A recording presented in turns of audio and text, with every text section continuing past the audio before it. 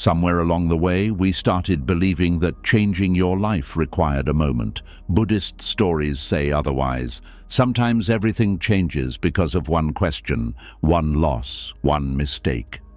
One quiet moment when the mind sees what it has been refusing to see. For 2,500 years, these stories have carried people through fear, anger, grief, desire, pride, and uncertainty. People who wanted answers. People who held on too tightly. People who discovered that peace was not far away. 30 of those stories are ahead of you. 30 struggles, 30 lessons, 30 chances to see your own life differently. These are not stories meant to impress you. They are stories meant to change the way you think, feel, and live forever. We begin with a man who believed one more thing would finally be enough. He had spent most of his life asking, a little food, a few coins, a place to sleep when the rain came. Sometimes he received something. Sometimes people walked past him as if he were not there. But after many years, something inside him had become more tired than his body. He was tired of needing. Tired of watching other people carry baskets full of food while he wondered where his next meal would come from. Tired of seeing fine clothes, warm homes, laughing families, and lives that seemed to contain everything his own life had missed. And beneath all of this was a thought he rarely admitted. If I could just receive enough, perhaps I would finally be at peace. We recognize this. Most of us are not sitting beside a road with an empty bowl. But many of us are still begging life for one more thing, one more success, one more person to love us properly, one more apology, one more chance, one more amount of money, one more sign that everything is going to be all right. We tell ourselves that peace is waiting on the other side of receiving it. The beggar believed this too. Then one morning, he heard that the Buddha was passing through a nearby village. People spoke about him differently from the way they spoke about kings or wealthy men. They said he possessed almost nothing, yet somehow he seemed to lack nothing. This confused the beggar. How could a man with so little look more peaceful than people who owned everything? The question followed him all day. By evening he had made a decision. He would find the Buddha. He did not know exactly what he would ask. Perhaps for food. Perhaps for blessing, perhaps for some teaching that could change his fortune. But somewhere inside him, another thought appeared. If this man truly understands suffering, perhaps he knows how mine can end. The beggar walked until his feet hurt. He followed the road beyond the village and found a small group sitting beneath trees. At the center was the Buddha. There was nothing dramatic about him. No throne, no guards, no treasure, just a man sitting quietly. The beggar waited until the others had gone, then he stepped closer. The Buddha looked at him. That was all. But the beggar suddenly felt as though he had been seen in a way he had not been seen for years. Not as a poor man, not as someone dirty, not as someone asking for something, simply as a human being. The beggar lowered his eyes. "I have one request," he said. The Buddha waited. The beggar had imagined this moment many times during the walk. Now the words felt strange. "I have spent my life without enough," he said. "If you can help me, give me something that will make me stop feeling poor." The Buddha looked at the bowl in the man's hands. Then he asked a question. "What would be enough?" The beggar answered quickly. "Enough food so I do not fear tomorrow. And after tomorrow." The beggar became quiet. "Then enough for the next day. And after that." The man looked down. The answer was becoming uncomfortable. The Buddha continued gently. "If I filled your bowl today, would you never feel hunger again?" "No." "If someone gave you a house, would you never fear losing it?" "No." "If someone gave you gold, would the mind stop asking whether there could be more?" The beggar said nothing. He knew that mind. He had watched rich merchants bargain over coins they did not need. He had watched men with full tables envy men with larger houses. He had believed poverty belonged only to people like him. Now something began to move inside him. Perhaps there was another kind of poverty, a poverty that could live inside a palace. The Buddha pointed toward the bowl. "You have carried this for many years." "Yes. And every day you wait for someone else to put something inside it." "Yes. Then today, before you ask what the world will put into your bowl, ask what you are carrying that can be given." The beggar almost laughed. "I have nothing." The Buddha did not argue. He simply asked, "Nothing?" The man looked at his clothes, his thin hands, his worn sandals. Nothing. Then, after a long silence, he remembered an old woman he had passed that morning. She had been struggling to lift a bundle of wood. He could have helped her. He had not. He had been too busy thinking about finding the Buddha. He remembered a younger beggar who had once sat beside him in the rain. The boy had been frightened. He could have spoken kindly to him. He had stayed silent. He remembered how many times someone had shared food with him, how rarely he had thought of sharing when he had a little extra. The bowl in his hands suddenly felt heavier. "I could give kindness," he said. Slowly, the Buddha nodded. "What else?" "My time." "What else?" the man thought. "My hands." "What else?" he swallowed. "Forgiveness." Something broke open in him then. Not sadness exactly, something closer to relief. For years he had believed he was the poorest person wherever he went because he had so little to receive. No one had ever asked him what he could give. And because no one had asked, he had forgotten that giving was still possible. The Buddha said, "A person who believes he has nothing lives with an empty hand. A person who discovers what he can give begins to see that the hand was never empty." The beggar looked at his bowl.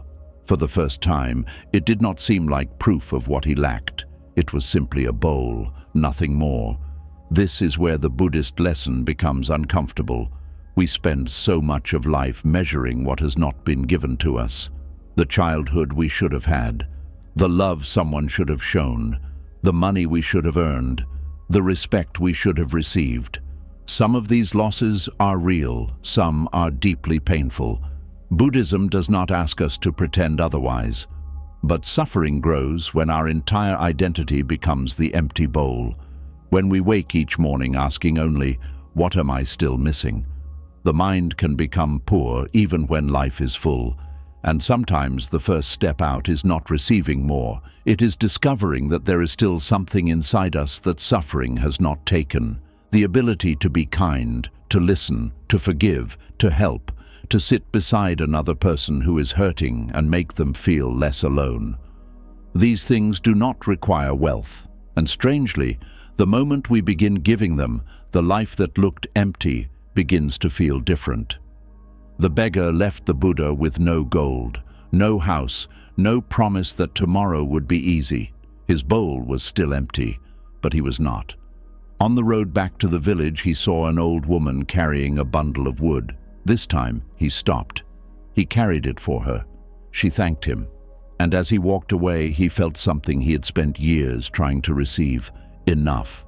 But someone had been watching. A wealthy merchant had seen the beggar approach the Buddha with an empty bowl and leave with nothing inside it. He could not understand why the poor man walked away smiling. And before the sun went down, curiosity pulled the merchant onto the same road. His story begins with everything the beggar never had. The rich man had seen the beggar leave with nothing. That was what troubled him. He had watched the whole meeting from a distance. The beggar had gone to the Buddha with an empty bowl.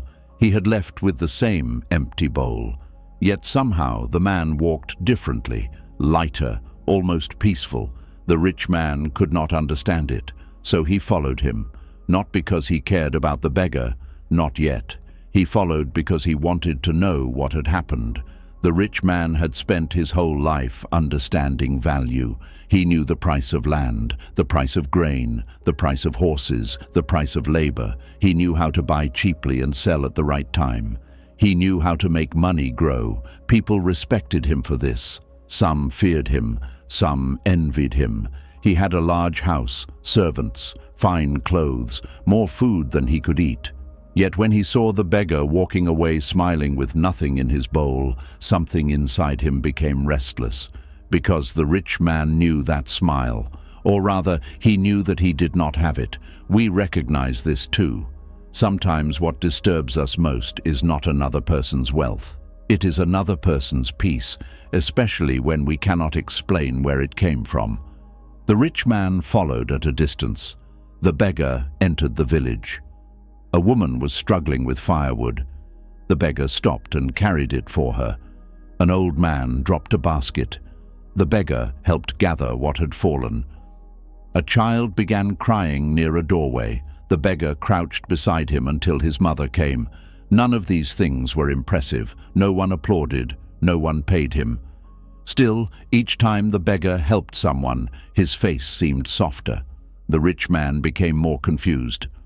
Eventually, the beggar reached the small place where he slept.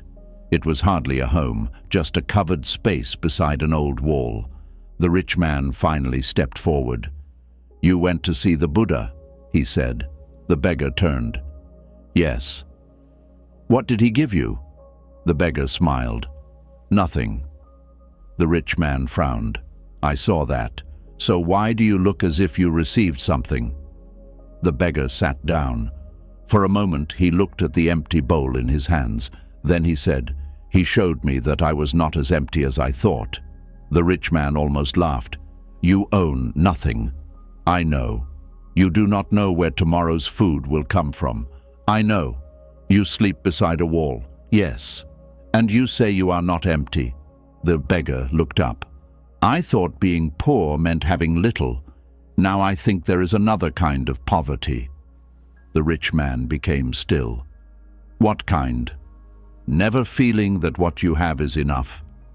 The words landed harder than the beggar intended. The rich man looked away. He had heard insults before. This was not an insult. That made it worse. Because somewhere inside him, he knew the words were true.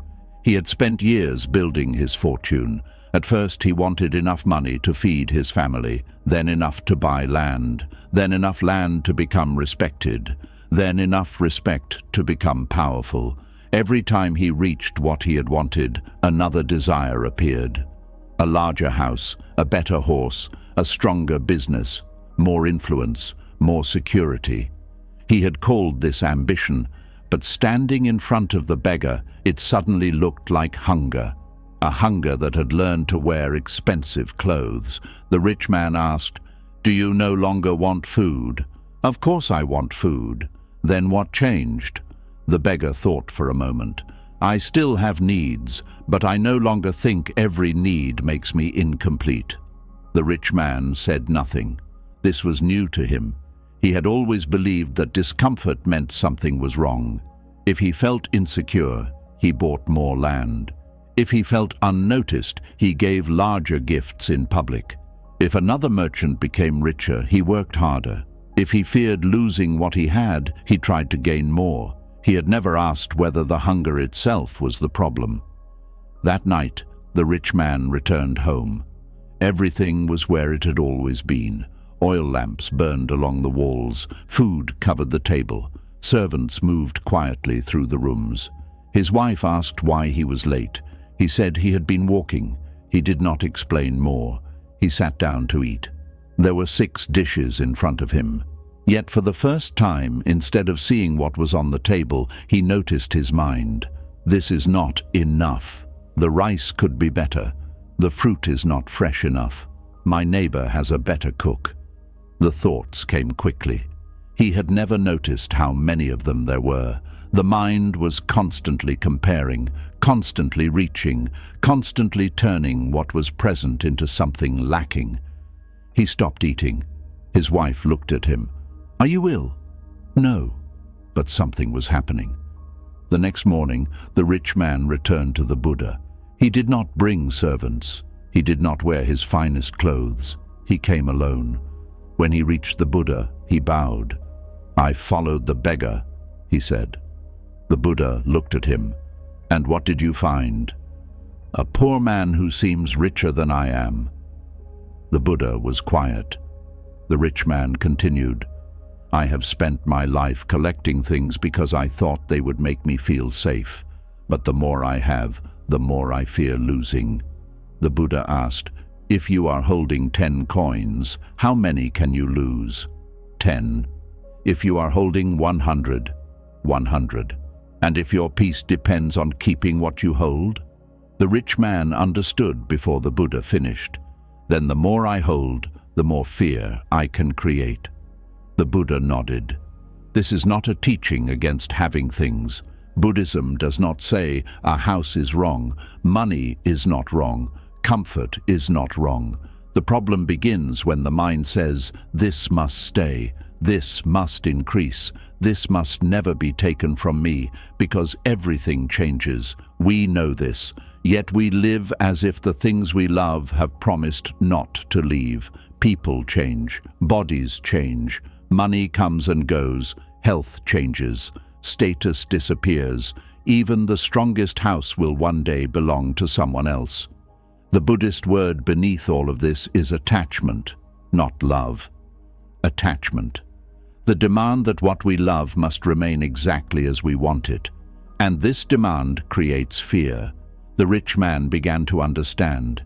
He did not need to throw away his house. He needed to stop asking the house to protect him from impermanence. He did not need to hate his money. He needed to stop believing money could make uncertainty disappear. The Buddha told him, use what you have, care for what you have, share what you have, but do not ask changing things to give you permanent peace. The rich man returned home. This time, the house looked different, not because anything had changed, because he had. He began giving more quietly, without announcing it. He paid his workers fairly. He stopped measuring every friendship by what it could bring him, and each night he practiced something that was harder than earning money. He looked at what he already had and said, for today, this is enough. Some days he believed it, some days he did not. But the practice had begun, and practices change us slowly. The beggar had learned that an empty bowl did not mean an empty life. The rich man learned that a full house did not mean a full heart. But there was another man in that same village who had neither problem. He did not care much about money, he cared about winning. And one morning, after hearing the rich man speak about enough, a merchant laughed and said there was no such thing. His story begins with a mind that could never stop wanting more. The merchant laughed when he heard the rich man speak about enough. Enough? There was no such thing. At least that was what he believed. He had built his entire life around wanting more customers, more goods, more profit, more respect. If another merchant sold 10 baskets of grain, he wanted to sell 20. If someone bought a larger house, he began thinking about building one larger still. If someone praised him, he wanted the whole village to hear it. He did not think of himself as greedy. He thought of himself as driven. There is a difference, he told himself. But sometimes the names we give our desires only make them easier to obey. The merchant had started with almost nothing. When he was young, he carried goods on his own back from village to village. He slept beside roads. He ate whatever he could afford. During those years, he made himself a promise. One day I will have enough money that I will never worry again. It seemed like a reasonable promise. We make versions of it ourselves. When I get that job, when I earn that amount, when I find that person, when I finally own a home, when people respect me, then I will rest. The merchant eventually earned enough to stop carrying goods on his back, but he did not rest. He bought a cart, then 2 carts, then 5. He hired workers, then more workers. He opened another shop, then another. Each achievement created a short moment of happiness. Then the happiness disappeared, and another desire took its place. He never questioned this. He only thought the next success had to be bigger.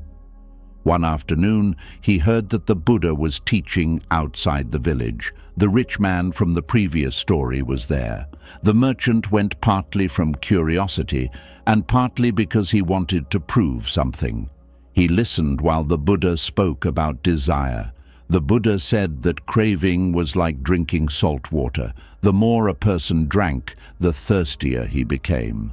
The merchant did not like this. He raised his hand.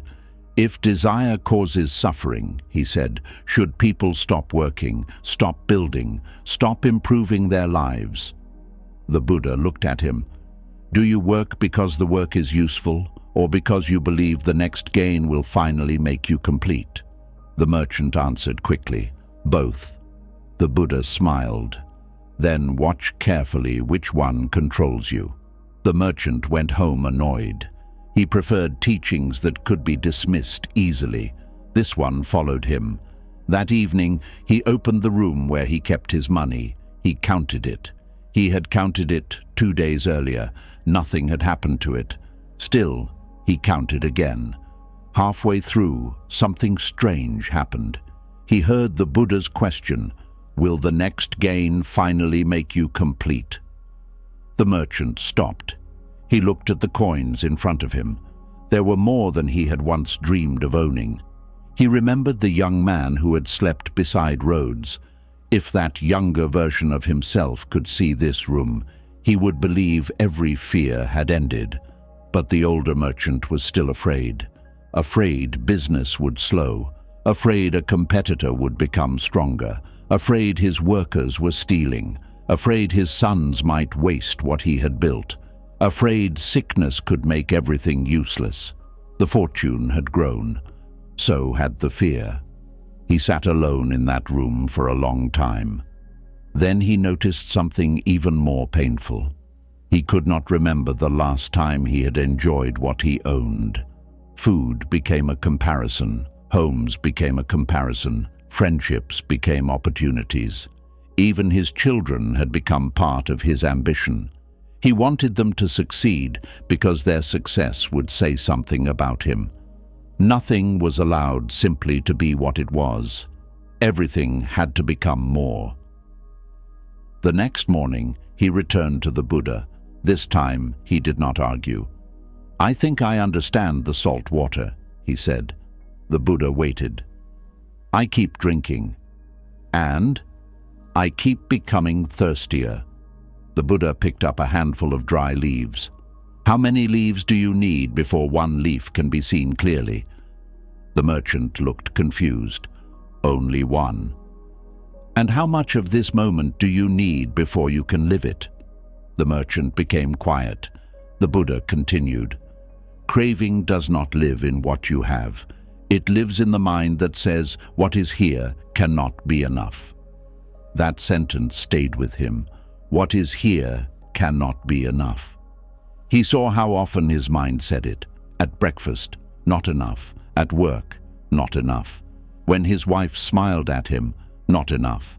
When his son proudly showed him something he had made, not enough. There was always somewhere else to reach. And because he was always reaching, he rarely touched the life that was already in front of him. This is one of the most difficult Buddhist teachings because desire can look so reasonable.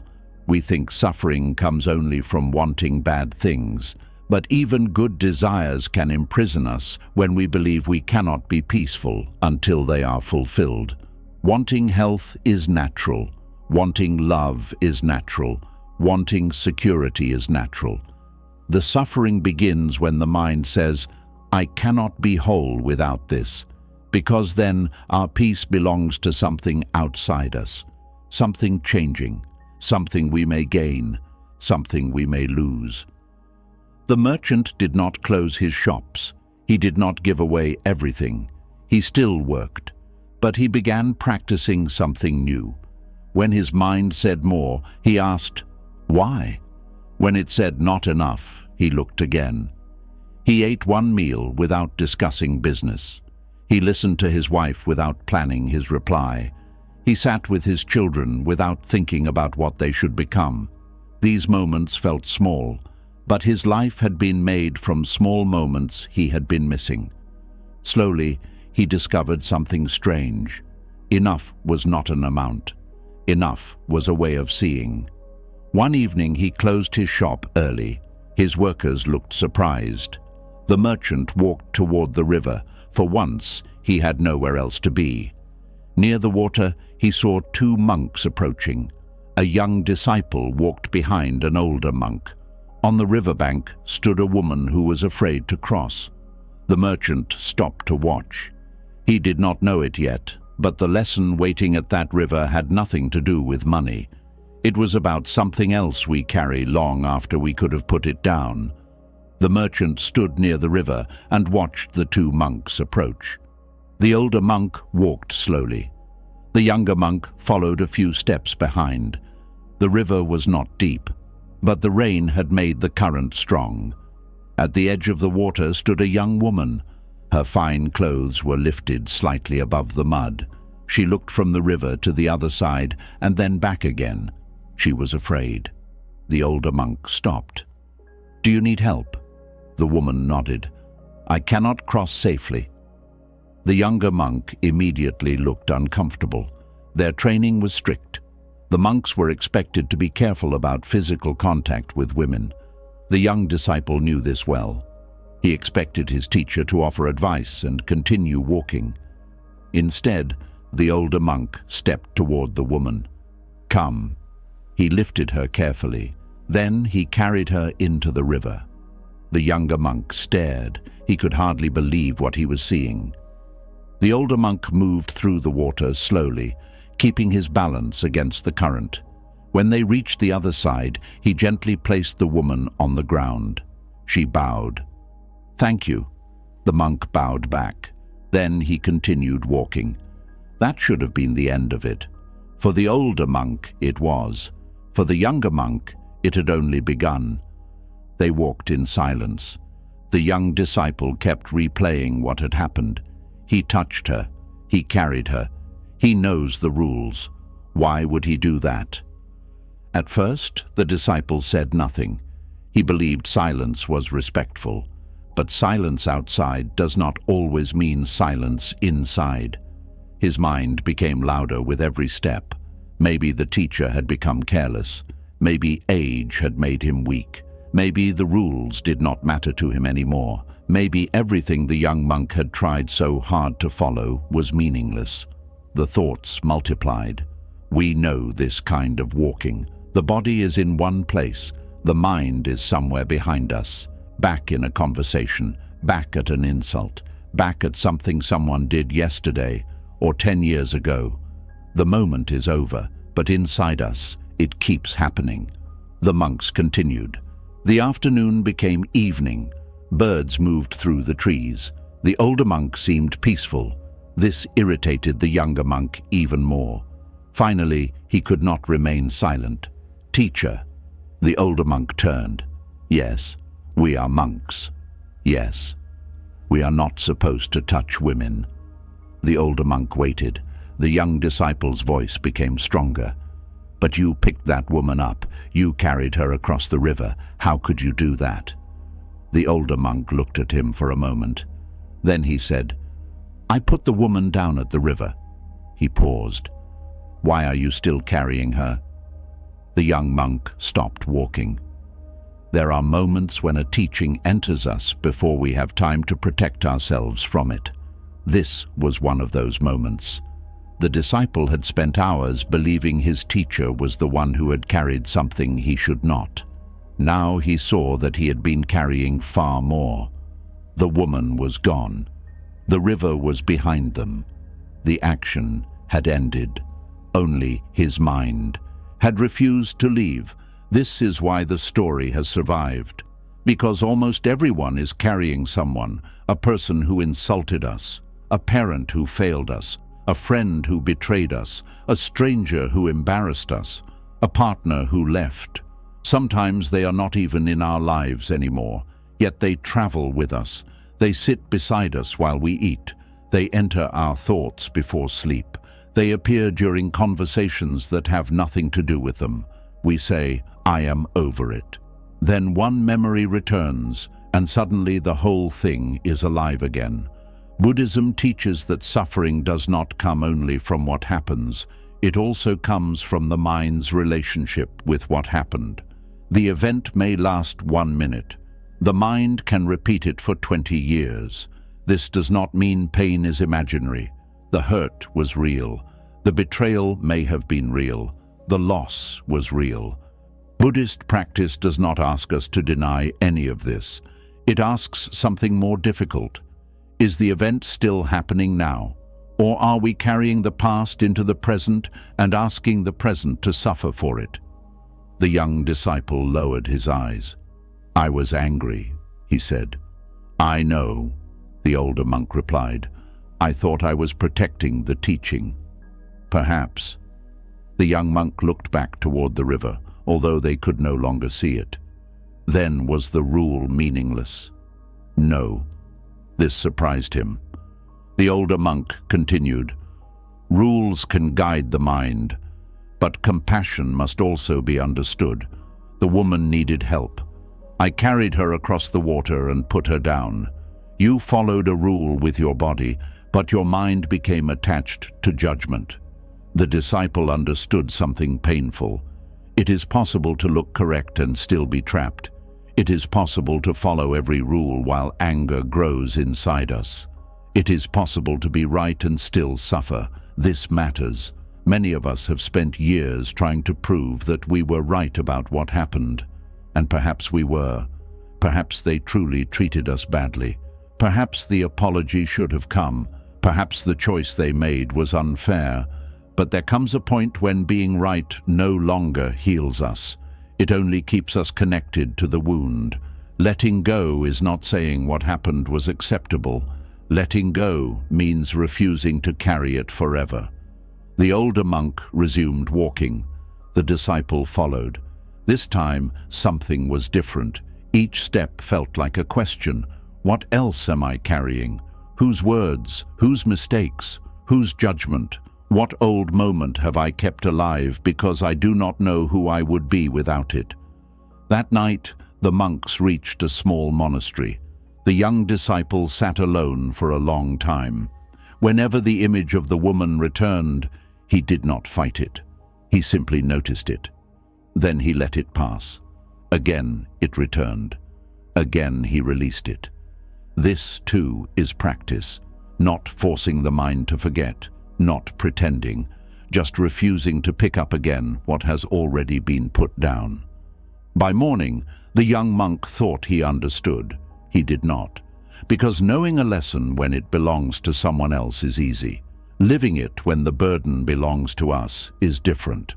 And before the next day was over, the young disciple would discover that the woman at the river was not the heaviest thing he had been carrying. There was something older inside him, something he had never told his teacher, and now that he had learned how to put one burden down, he had to ask whether he was ready to release the one that had followed him for years. The young disciple did not sleep well. The teacher's words kept returning. "I put the woman down at the river. Why are you still carrying her?" By morning, the disciple understood the lesson. At least he thought he did. Do not hold on. Let the past go. Do not carry what has already ended. Simple. Then another memory came, and he discovered that simple teachings are often hardest when they touch the place we protect most. Years before becoming a monk, the young man had loved someone. Her name rarely entered his thoughts as a name anymore. She had become something larger, a regret. They had grown up in the same village. They knew the same roads, the same trees, the same families. For years, he believed they would build a life together. Then her family arranged for her to marry another man. There was no great betrayal, no terrible argument. Life simply moved in a direction he did not want. That can hurt just as deeply. He had begged her to leave with him. She refused. She loved her parents. She feared bringing shame to them. She cried when she said goodbye. He had been angry with her for crying. "If you love me," he had said, "come with me." She answered, "Love does not always mean we can keep what we love." He hated those words. Soon after, he left the village. Years later, he entered monastic life. He told himself the past no longer mattered. He shaved his head, changed his clothes, learned the teachings, practiced meditation. But some things can change their clothes without leaving us. He had never stopped carrying her. That morning, after the river crossing, he finally told his teacher. They were sitting beneath a tree. "I understand why your words disturbed me," the disciple said. The older monk waited. "It was not really about the woman yesterday." "No." The young man shook his head. "There was someone before I became a monk." He told him everything. The village, the promises, the final conversation, the marriage, the anger, the years of pretending he had forgotten. When he finished, he expected advice. Instead, his teacher asked, "What exactly are you carrying?" The disciple almost answered, "Her." But he stopped. She was not there. She had not been there for years. So what was he carrying? "The life we were supposed to have," he said. The teacher nodded. There it was, not the woman, the future, a future that had never happened. We carry these too, the marriage that should have lasted, the career we should have had, the child we hoped for, the family we thought would stay together, the person we expected ourselves to become. Sometimes our deepest grief is not for what existed, it is for what almost existed. The mind creates a life, then reality chooses differently, and we spend years grieving a world that lived only inside expectation. The disciple whispered, "I still think about who I would have been if she had come with me." His teacher asked, "And who is suffering when you do that?" "I am." "Does the imagined life suffer?" "No." "Does the past suffer?" "No." "Then where is the suffering?" The disciple touched his chest. "Here." The teacher nodded. This is one of the places Buddhist teaching becomes very personal. Attachment is not only holding tightly to people, we become attached to stories. This was supposed to happen. They were supposed to stay. I was supposed to become this person. My life should look different by now. The words "should" and "supposed to" can build entire prisons. Reality stands outside them quietly. It does not argue, it simply continues. The young disciple asked, "How do I put her down?" The teacher answered, "First understand that you are not putting her down. You are putting down your demand that the past should have been different." The disciple became quiet. That was harder.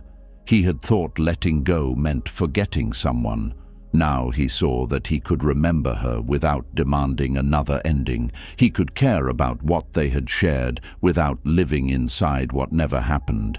He could love a memory without asking it to become a future. "But if I let go," he said, "does that mean what we had meant nothing?" The teacher looked at him gently. "Does a flower become meaningless because it does not bloom forever?" The young man looked toward the trees. "No." "Then why must love last forever before you allow it to have been real?" Something softened inside him. This is the confusion many of us carry. We think letting go insults what mattered. If I stop grieving, perhaps I did not love enough. If I forgive, perhaps the injury was not serious. If I move forward, perhaps the past meant nothing. But Buddhism teaches almost the opposite. Impermanence does not make something worthless. Impermanence makes it precious.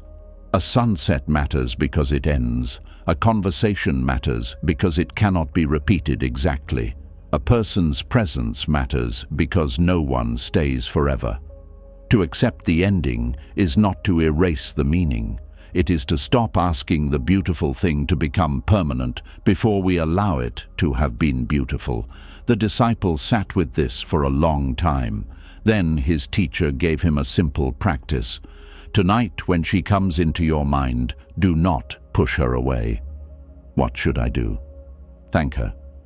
The disciple looked surprised. For what? For the part of your life that was real. And then? Wish her peace. And then, return to your breath. That night, he tried.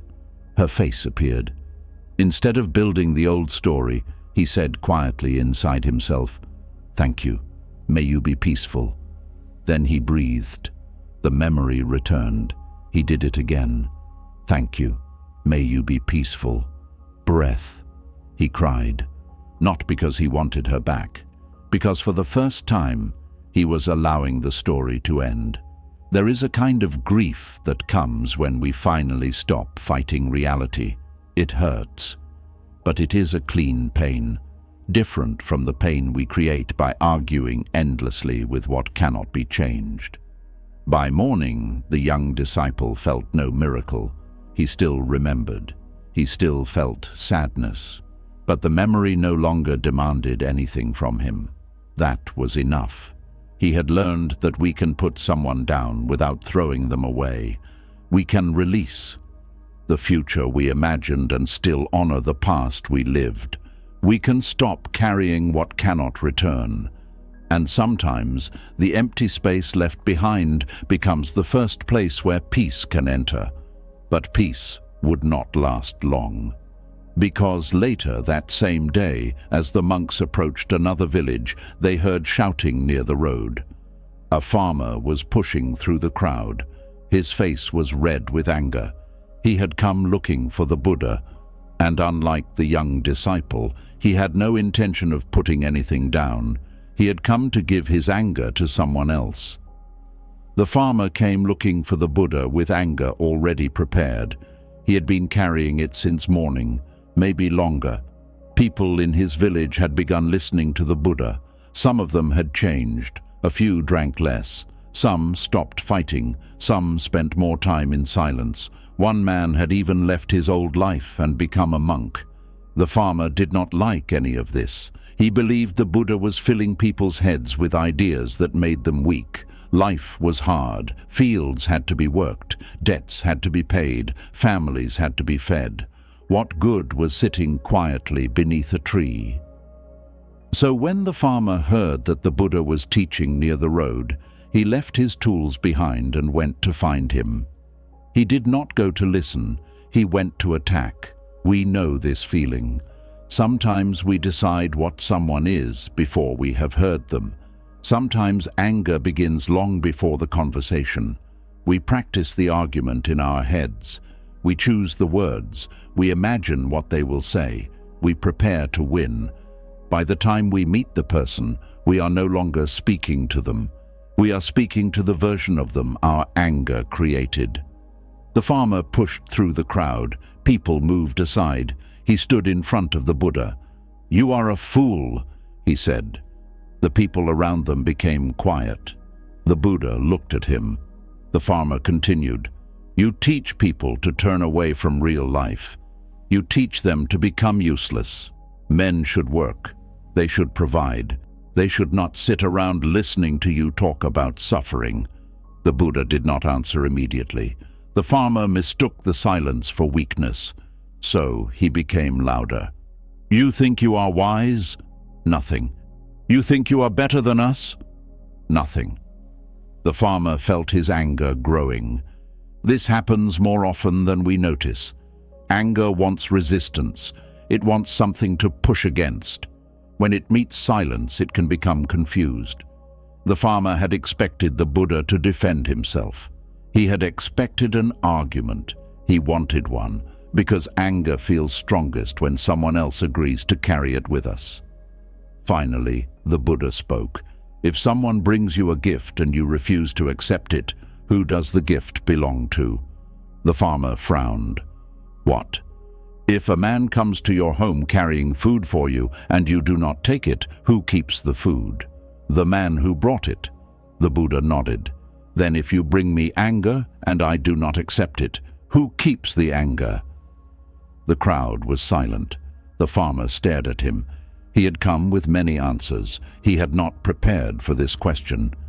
"My anger is because of you," he said. "Perhaps you believe so. You insult the way we live. I have not insulted you. You make people question everything. Sometimes questions help us see clearly. The farmer's hands tightened. He wanted the Buddha to become angry. He needed it, because if the Buddha became angry, then the farmer's anger would feel justified. If the Buddha insulted him, then he could say, "See, I was right about him." But the Buddha remained calm. This calm was not weakness. That is important. Buddhist patience is not weakness. It is not allowing another person's mind to decide the condition of your own. The farmer had arrived hoping to control the Buddha through anger. He discovered that he could not. And because he could not control the Buddha, he was forced to look at himself. The Buddha asked, "How long have you been angry?" The farmer laughed bitterly. "At you? At anyone?" The question entered deeper than the farmer expected. He thought of his brother. They had argued about land years earlier. They still barely spoke. He thought of his oldest son who had left the family farm. He called the boy ungrateful whenever anyone mentioned him. He thought of his wife, who had once told him that everyone in the house had learned to fear his moods. He had shouted at her for saying it. He thought of workers who had quit, neighbors he no longer greeted, friends who had slowly stopped visiting. Suddenly, the Buddha was not the first person he had been angry with. He was simply the person standing in front of him today. The farmer looked away. The Buddha said, "Anger often tells us that someone else is carrying the fire." The farmer listened. "But look carefully.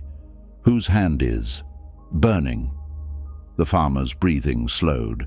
This is where anger becomes difficult to defend, because anger often feels like punishment for someone else. We replay what they did. We imagine what we should say. We carry bitterness for months, years. We call it justice. But sometimes the other person is sleeping peacefully while we are awake at night, arguing with a memory. We believe we are making them pay, but the mind sending the bill is our own. Buddhism does not teach that anger makes us bad. Anger arises, like fear, like sadness, like desire. It appears because conditions created it. The question is what we do after it appears. Do we feed it? Do we build a home for it? Do we give it a story so convincing that we begin to call it our personality? Or do we notice it, feel it, understand it, and allow it to pass? The farmer sat down. No one asked him to.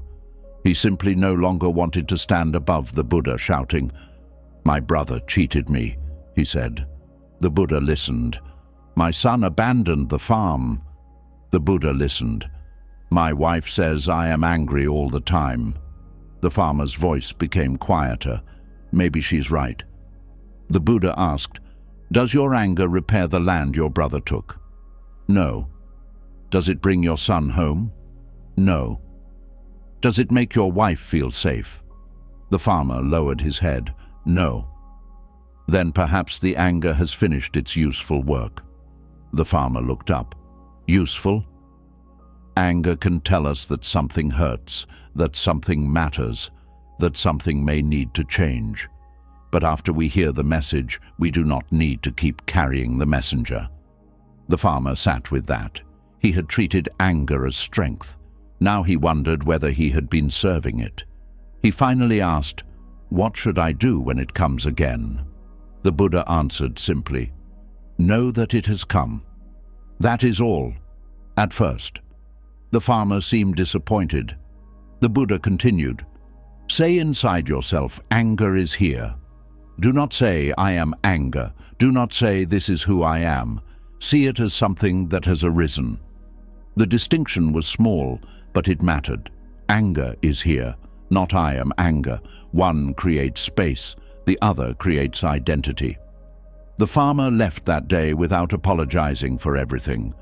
Human beings do not become different in one conversation, but on the road home, he noticed anger rising again when a cart blocked his way. For once, he did not shout. He felt the heat in his chest. He heard the old words gathering. Then he remembered. Anger is here. He waited. The cart moved. The anger moved too, and for the first time the farmer saw that feelings do not need to become actions. But the story of anger did not end with him. A woman in the crowd had heard every word. She had spent years blaming someone for what had happened to her family. As she watched the farmer walk away, one question became impossible to avoid. If anger is a gift another person can refuse, what happens when we keep trying to give it away? Her story begins with a wound she believed someone else had to carry. The woman followed the road after the farmer left. She did not follow him. She followed the question. What happens when we keep trying to give our anger away? She knew exactly who she wanted to give hers to, her older sister. For years, the two women had barely spoken. Their mother had become sick. The younger woman had cared for her every day. She cooked, washed clothes, stayed awake through difficult nights, missed work, missed celebrations, missed pieces of her own life. Her sister lived in another town.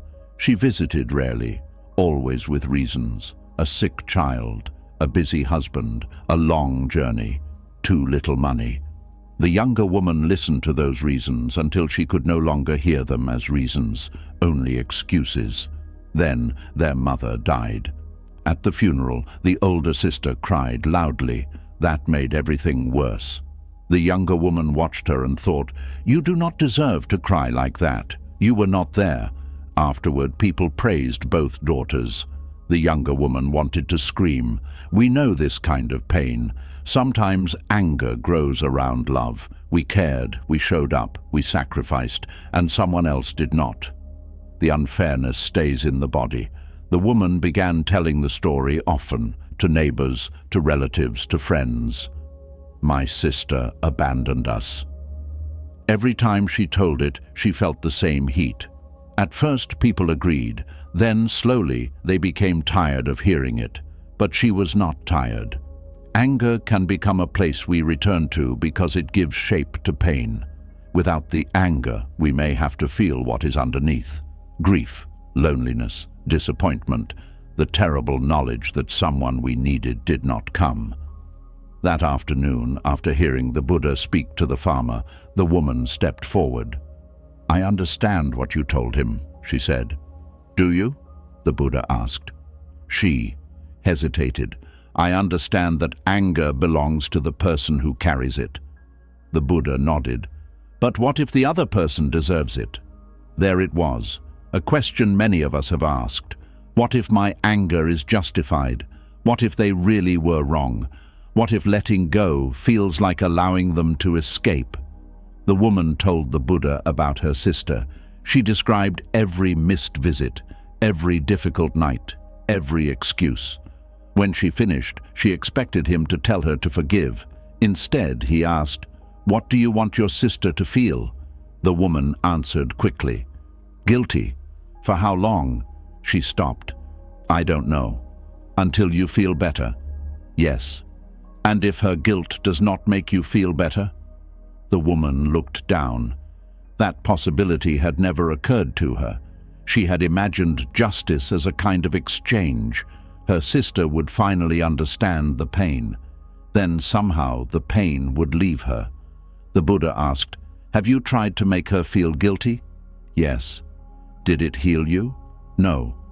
"Have you reminded her of what she failed to do?" "Yes." "Did it bring your mother back?" The woman's face changed. "No." The Buddha's voice remained gentle. "Then you are trying to place your pain in another person's hands." She became defensive. She should carry some of it. Perhaps she already does.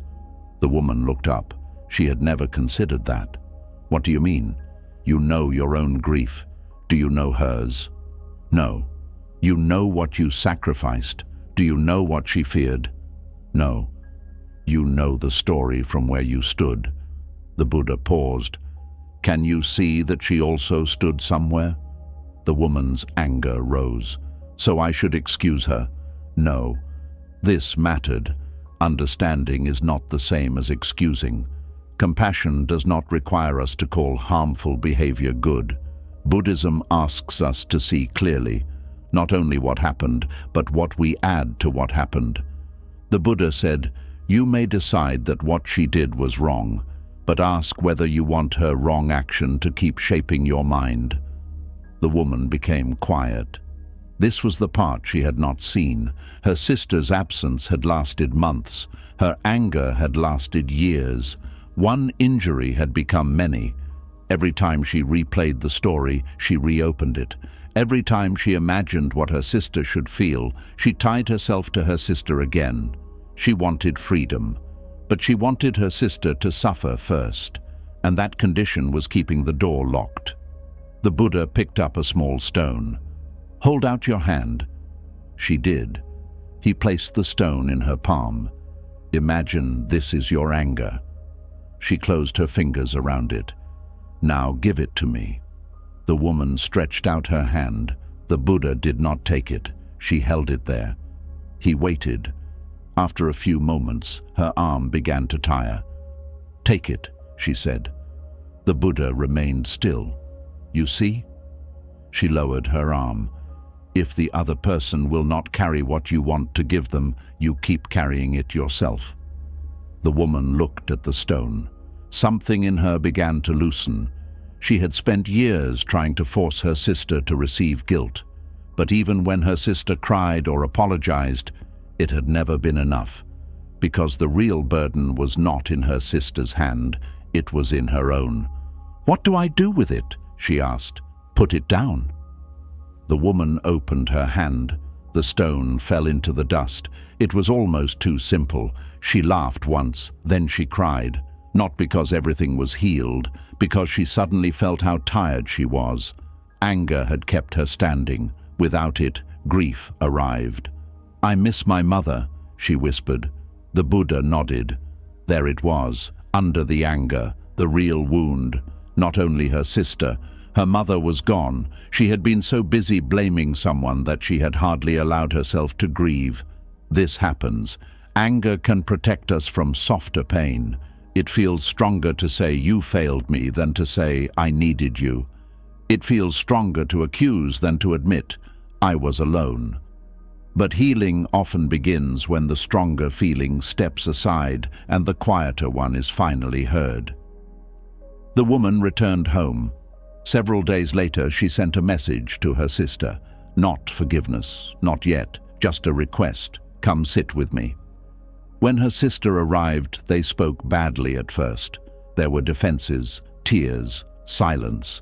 But eventually the older sister said something the younger had never known. "I was afraid to see mother dying." The younger woman wanted to say, "I was afraid too." Instead, she listened, for once. The sister continued, "I stayed away because I was weak, and I hated myself for it." The younger woman felt anger rise, then sadness, then something else. Compassion, not approval. Compassion, a recognition that two daughters had lost the same mother in different ways.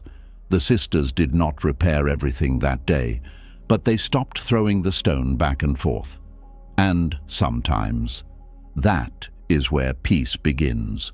Not when everyone agrees about the past, but when no one wants to keep using it as a weapon. The woman thought she had learned how to let anger go. Then she met someone carrying a grief much heavier than anger. A mother was walking from house to house with a dead child in her arms.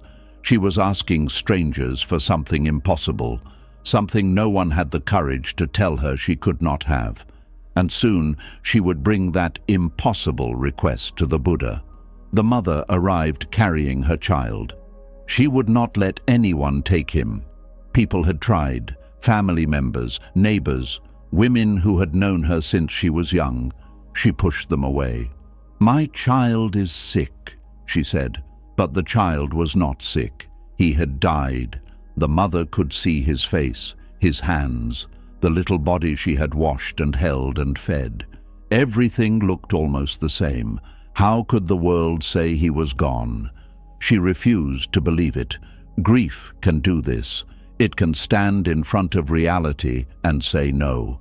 Not because we are foolish, because love sometimes cannot understand how someone can exist completely one moment and become unreachable the next. The mother walked through the village asking for medicine. Please. No one knew what to say. Some turned away, some cried, some tried to explain. She became angry. My son is not dead. Then someone told her, go to the Buddha. She heard only one thing. Perhaps he can help. So she went. When she reached the Buddha, she placed the child before him. Please save him.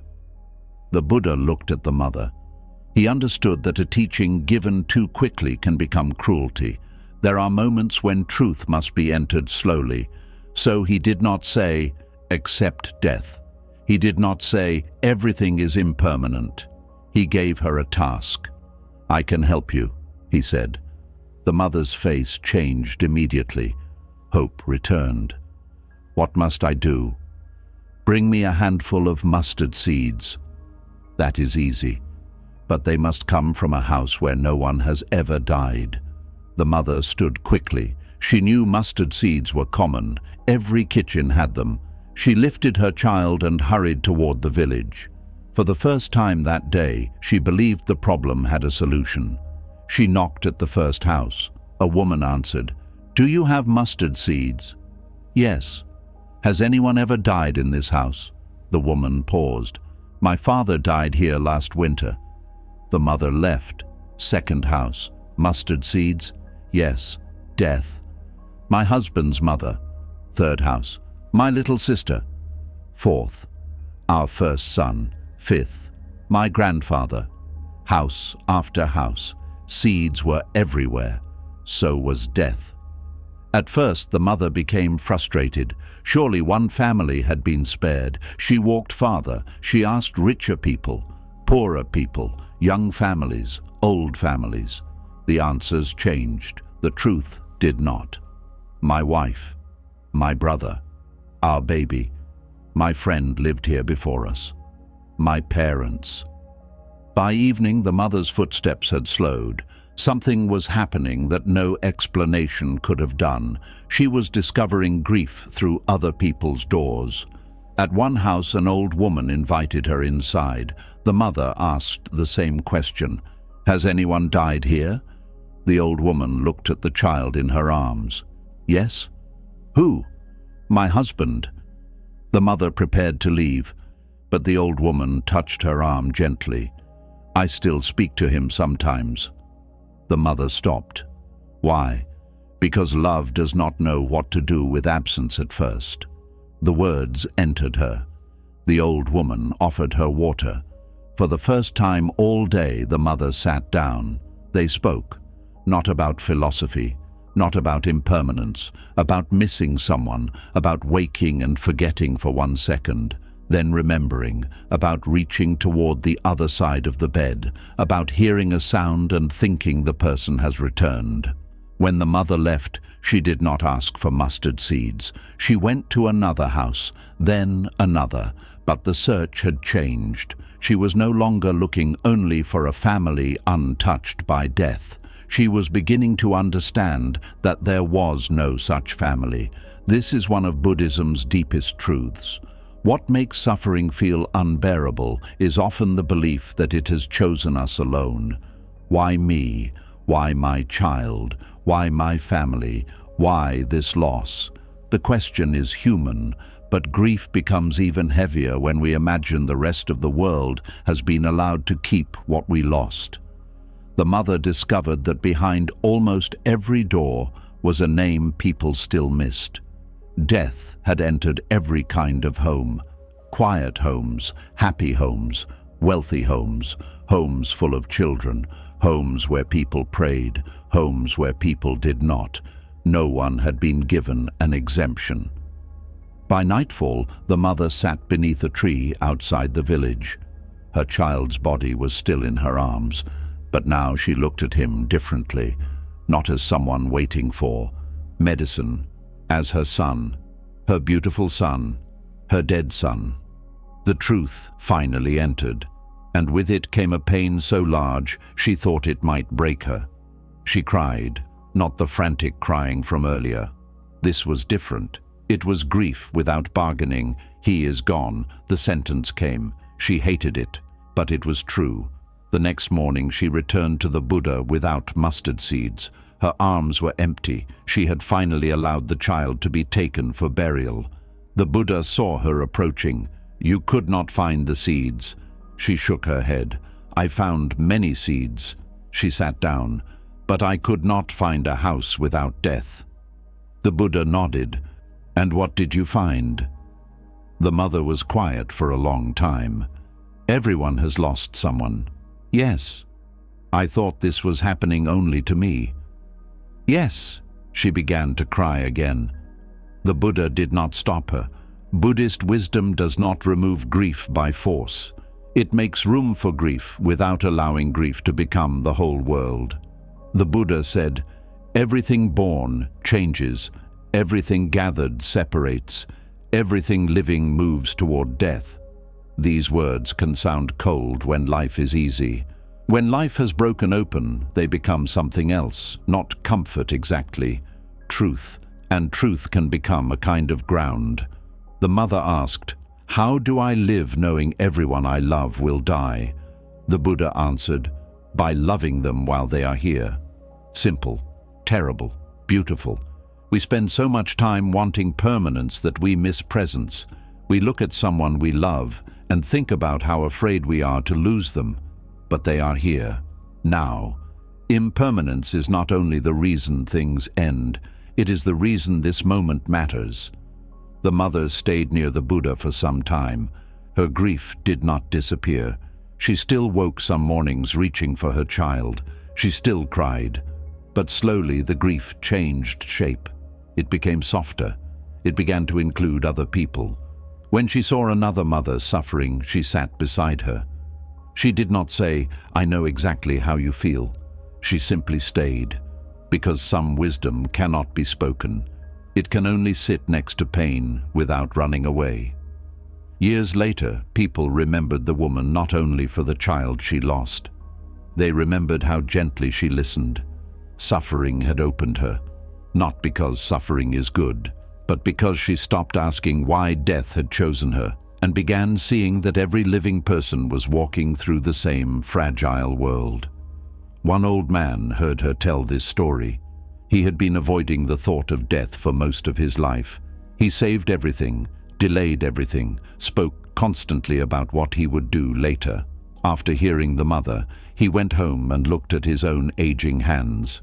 For the first time, he understood that impermanence was not only about losing other people, it was happening to him. And his story begins with the frightening realization that later is not promised. The old man had always believed death belonged to other people, not literally. He knew he would die, everyone knows, but knowing something as an idea is different from knowing it in the body. For most of his life, death had remained far away, something for another day, another decade, another version of himself. He had built his life around later. Later, I will visit my brother. Later, I will rest. Later, I will forgive. Later, I will spend time with my grandchildren. Later, I will take the journey. Later, I will enjoy what I worked for. He had said later so many times that it had begun to sound like a place he would eventually arrive. Then he heard the story of the mother who searched for a house untouched by death. That evening, he went home and looked at his hands. They were old. He had seen them every day, but suddenly he saw them. The skin was thin. The veins stood out. The fingers that had once lifted heavy sacks now trembled slightly when he poured water. He remembered his father's hands becoming like this. Then his father died. The old man sat very still. Something uncomfortable entered the room with him. Not death, awareness. We spend much of life hiding from impermanence, even while living inside it. Look at any photograph from 10 years ago. The face is different. The people around us are different. The room may no longer exist. The person taking the photograph may be gone. Change does not wait for our permission. It happens quietly, every day. The old man had spent years trying not to notice. The next morning, he went to see the Buddha. "I am afraid," he said. The Buddha asked, "Of what?" "Dying." The answer came quickly. Then the old man added, "No, that is not completely true." The Buddha waited.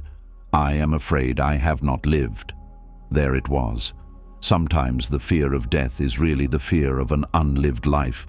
The old man had worked hard, very hard. He had done what people called responsible, built a house, raised children, saved money, protected his land. He had always believed enjoyment could come later, but now later looked smaller than it once had. "How old are you?" the Buddha asked. The man answered, "And how many more years will you live?" "I don't know." "How many more months?" "I don't know." "How many more days?" The old man lowered his eyes. "I don't know." The Buddha nodded. "Then what do you know?" The old man looked confused. The Buddha pointed toward the ground. "This breath?" "Yes." "This morning?" "Yes." "This moment?" "Yes." "Then begin there." The old man had expected something more complicated. He almost felt disappointed. "Begin where?" "With the life that is here." The old man was quiet. Buddhism speaks often about impermanence. Anicca. Everything conditioned changes. Bodies, feelings, relationships, fortunes, thoughts, nations, seasons. Nothing holds one shape forever. We usually hear this as bad news. Everything I love will change. Everything I own can be lost. My body will age. The people around me will leave. All true. But there is another side. Because things change, pain changes too. Because things change, grief can soften. Because things change, mistakes do not have to become permanent identities. Because things change, someone who has been angry for years can begin again today. Impermanence takes. It also opens. The old man had thought change was his enemy. Now he began to understand that without change, no healing would ever be possible. Still, the question remained. How should he live? The Buddha asked him, "If you knew you had 1 year left, what would you do differently?" The old man laughed nervously. "A great deal." "What?" "I would visit my brother." They had not spoken in 6 years. "Why haven't you?" "Pride." "What else?" "I would tell my daughter that I am proud of her." "Why haven't you?" The old man looked embarrassed. "She should know." The Buddha said nothing. "What else?" "I would stop worrying so much about money." "What else?" "I would sit with my grandchildren." "What else?" The old man's eyes filled. "I would tell people I love them before there is no one left to hear it." The Buddha looked at him. "What prevents you from doing these things now?" The old man opened his mouth, then closed it. Nothing. Nothing except the belief that time was guaranteed. This is one of the quiet tragedies of human life. We behave differently when we think something is limited. If a friend is leaving tomorrow, we pay attention to the conversation tonight. If we know a child will soon grow up, ordinary afternoons become precious. If we know a flower will last only 1 day, we look at it differently. But because we do not know our final date, we behave as if the supply of days is endless. The Buddhist reflection on death is not meant to make us depressed. It is meant to wake us up, not someday, now.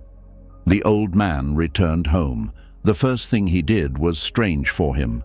He closed his money box without counting what was inside. Then he walked to his brother's house. The road seemed longer than he remembered.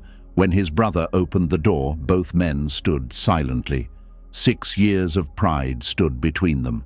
The old man finally said, "I don't remember why we are still doing this." His brother stared at him, then laughed, then cried. They ate together. Nothing dramatic happened, no great speech, just 2 old men sitting at a table that had been empty for too long. The next day, he visited his daughter. "I am proud of you," he said. She looked surprised, then hurt. "Why did you wait so long to say that?" He had no good answer, so he gave the only honest one. "I thought there would always be more time." That sentence changed the room. The old man began living differently, not recklessly, awake. He still saved money, but he also used some of it. He still planned for tomorrow, but he stopped sacrificing every today to it. He began taking slow walks with his grandchildren. He listened when people spoke. He apologized faster. He said thank you more often. He noticed food, rain, morning light, the sound of people he loved laughing in another room. None of these things were new. He was. This is what impermanence can teach when we stop treating it only as loss. You will lose this moment. That is exactly why you should enter it. The old man never stopped fearing death completely. Perhaps that was not necessary. Fear still came sometimes at night. But now when it came, he asked a different question. Not, how can I avoid dying? How can I avoid missing the life that is still here? And that question served him better. Years later, when his body became weaker, he understood something else. The things he had once guarded so fiercely would not follow him. The house, the money, the land, the reputation. All of it would remain behind. This thought did not frighten him as much anymore, but there was a king in a distant city who had not learned this yet. He owned more than the old man had ever imagined. Palaces, jewels, soldiers, land stretching beyond what he could see. And because he had so much, he had something the old man no longer carried, a terrible fear of losing it all. His story begins behind palace walls, where almost everything was protected except the mind of the man who owned it. The king owned almost everything a person could ask for. That was exactly why he was afraid. His palace stood above the city. From the highest balcony, he could see fields, roads, markets, temples, and walls stretching into the distance. All of it belonged to his kingdom. People bowed when he passed. Soldiers guarded his doors. Servants brought food before he asked. Gold rested in locked rooms beneath the palace. He had more than enough, yet he slept badly. At night, when the palace became quiet, his mind became loud. What if another king attacked? What if the people turned against me? What if my son wants the throne? What if someone steals the treasury? What if sickness comes? What if everything I built disappears? The king had guards outside every door, but no one could guard him from his own thoughts. We recognize this. Sometimes we believe security comes from having more money, more control, more people who need us, more plans, more protection. But the more we build around ourselves, the more things appear that can be lost. The king began checking everything. He inspected the treasury, then checked again. He questioned his generals. He became suspicious of ministers who had served him faithfully for years. He watched his own family carefully. A whisper became a possible betrayal. A closed door became a secret meeting. A delayed message became a threat. Fear had begun turning ordinary life into danger. One evening, an advisor told him about an old man who had recently changed his life after hearing Buddhist teachings about impermanence. The king laughed. "Impermanence is easy for poor people to accept," he said. "They have little to lose." But that night, the sentence bothered him. What if the poor man was actually freer? The king sent for the Buddha. When the Buddha arrived, the king received him privately. No court, no music, no ceremony, just two men sitting in a quiet room. The king did not waste time. "How do I stop being afraid of losing my kingdom?" The Buddha asked. "Can your kingdom be lost?" The king frowned. "Of course. Can your wealth be lost?" "Yes." "Can your health be lost?" "Yes." "Can your family change?" "Yes." "Can your body remain young forever?" The king's expression hardened. "No." The Buddha nodded. "Then perhaps your fear is not caused by the possibility of loss." The king looked confused. What else could cause it? Your demand that loss must never happen." The room became quiet. The king did not like the answer.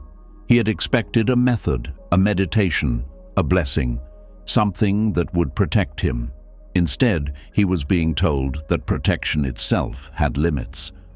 "So I should simply allow everything to be taken?" "No." "Then what are you saying?" "Protect what you are responsible for. Care for your people. Guard the kingdom wisely. But know the difference between care and attachment." The king asked, "What is the difference?" "Care says, 'I will do what I can.'" The Buddha paused. "Attachment says, 'What I love must never change.'" The king looked toward the palace window. He had spent years confusing the two. He called it responsibility, but beneath responsibility was fear. He did not only want to protect the kingdom, he wanted a guarantee, and life had never offered one. The Buddha asked him to hold out his hand. The king did. A servant had left a small golden cup nearby. The Buddha placed it in the king's palm. "Hold it tightly." The king closed his hand around it. "Tighter." The king squeezed. After a while, his fingers began to hurt. "What do you notice?" "My hand hurts." "Does holding tighter make the cup more permanent?" "No." "Does it prevent someone from taking it forever?" "No." "Then what has the tightness done?" The king looked at his hand. "It has made me suffer." The Buddha nodded. "This is attachment." The king slowly opened his fingers. The cup remained there. That surprised him. He had been holding it as if loosening his grip meant losing it. But sometimes loosening the grip does not make something disappear. It simply allows us to hold it without pain. This is one of the hardest things to understand. Buddhism does not ask us to stop loving what matters. It asks us to stop turning love into possession. My child, my partner, my house, my success, my reputation, my body. The word "my" is useful, but the mind can make it dangerous, because soon "my" becomes mine forever. And when reality changes, we feel betrayed by a promise life never made. The king asked, "How do I rule without becoming attached?" The Buddha answered, "Remember that you are a caretaker." "A caretaker?" "Yes." "For how long?" The Buddha smiled slightly. "Exactly." The king understood. One day, someone else would sit on his throne. Someone else would sleep in his room. Someone else would wear the crown. Even if his kingdom remained strong, his ownership of it was temporary. This thought frightened him. Then something else happened. It relieved him. If he was only a caretaker, perhaps he did not need to control everything forever. He only needed to serve well while it was his turn. That changed the question. Instead of, "How do I keep this forever?" it became, "How do I use this wisely while it is here?" The king began to change. Slowly, he stopped checking the treasury every night. He listened more carefully to advisors instead of assuming disagreement meant betrayal. He spent time with his son without wondering when the boy would replace him. He walked through the city more often, not to inspect, to see.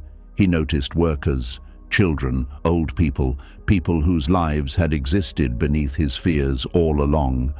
One morning he saw a farmer repairing a broken fence. The king asked, "What will happen to this farm when you die?"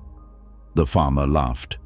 "My son will probably complain about it and then repair the same fence." The king laughed too.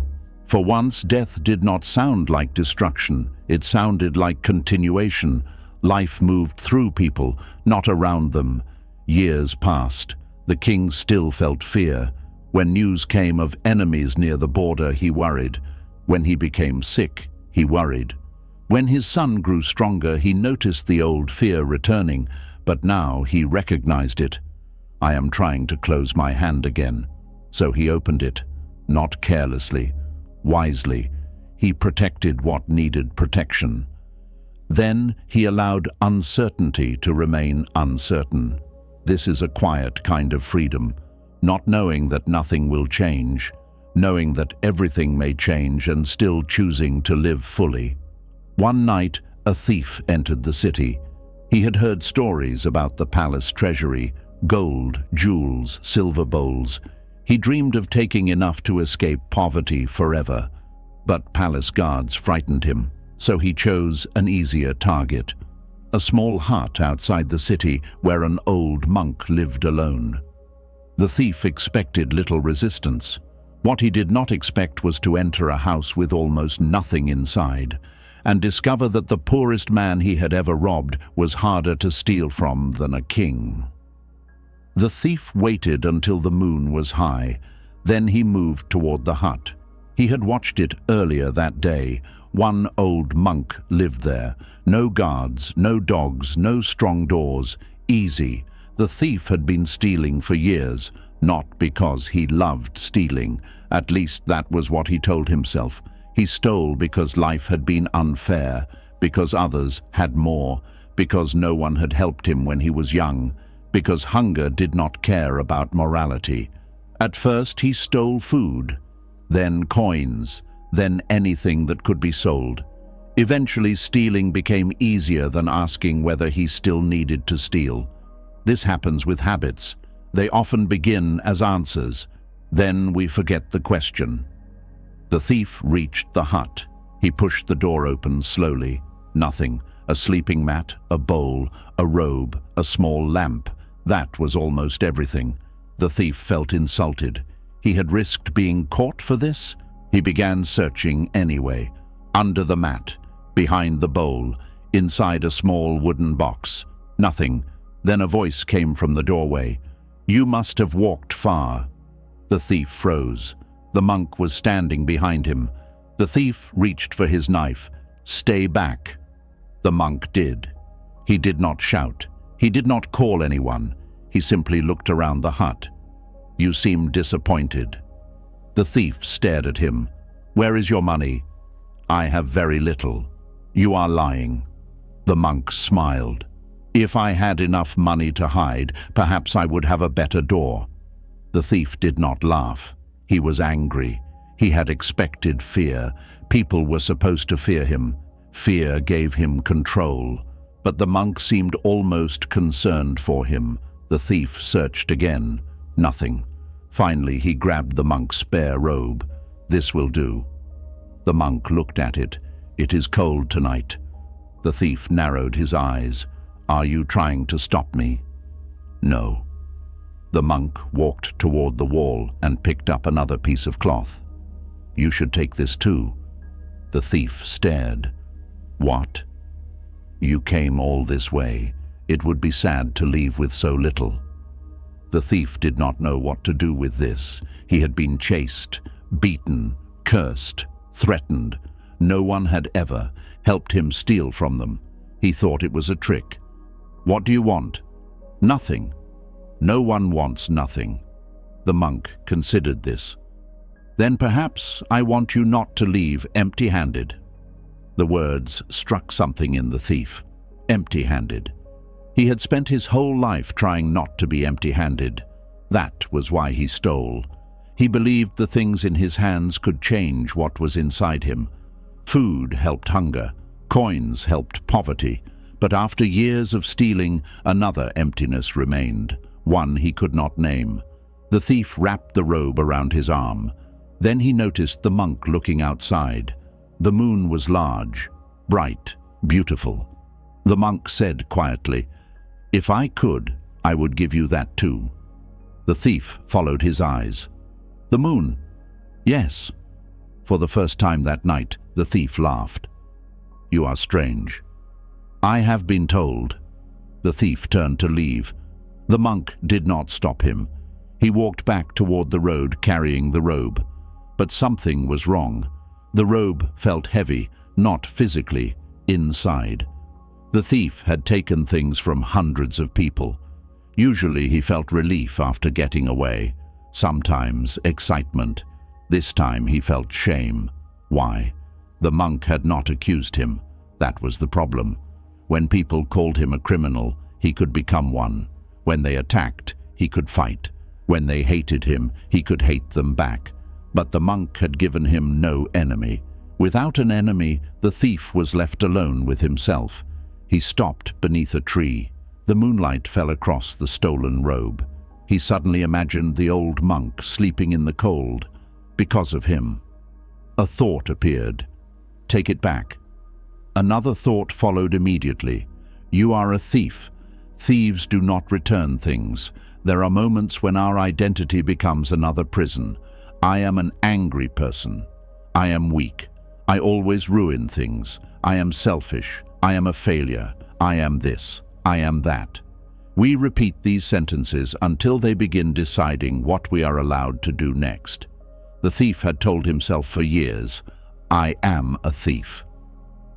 Tonight, for the first time, another possibility appeared. What if I do not have to be?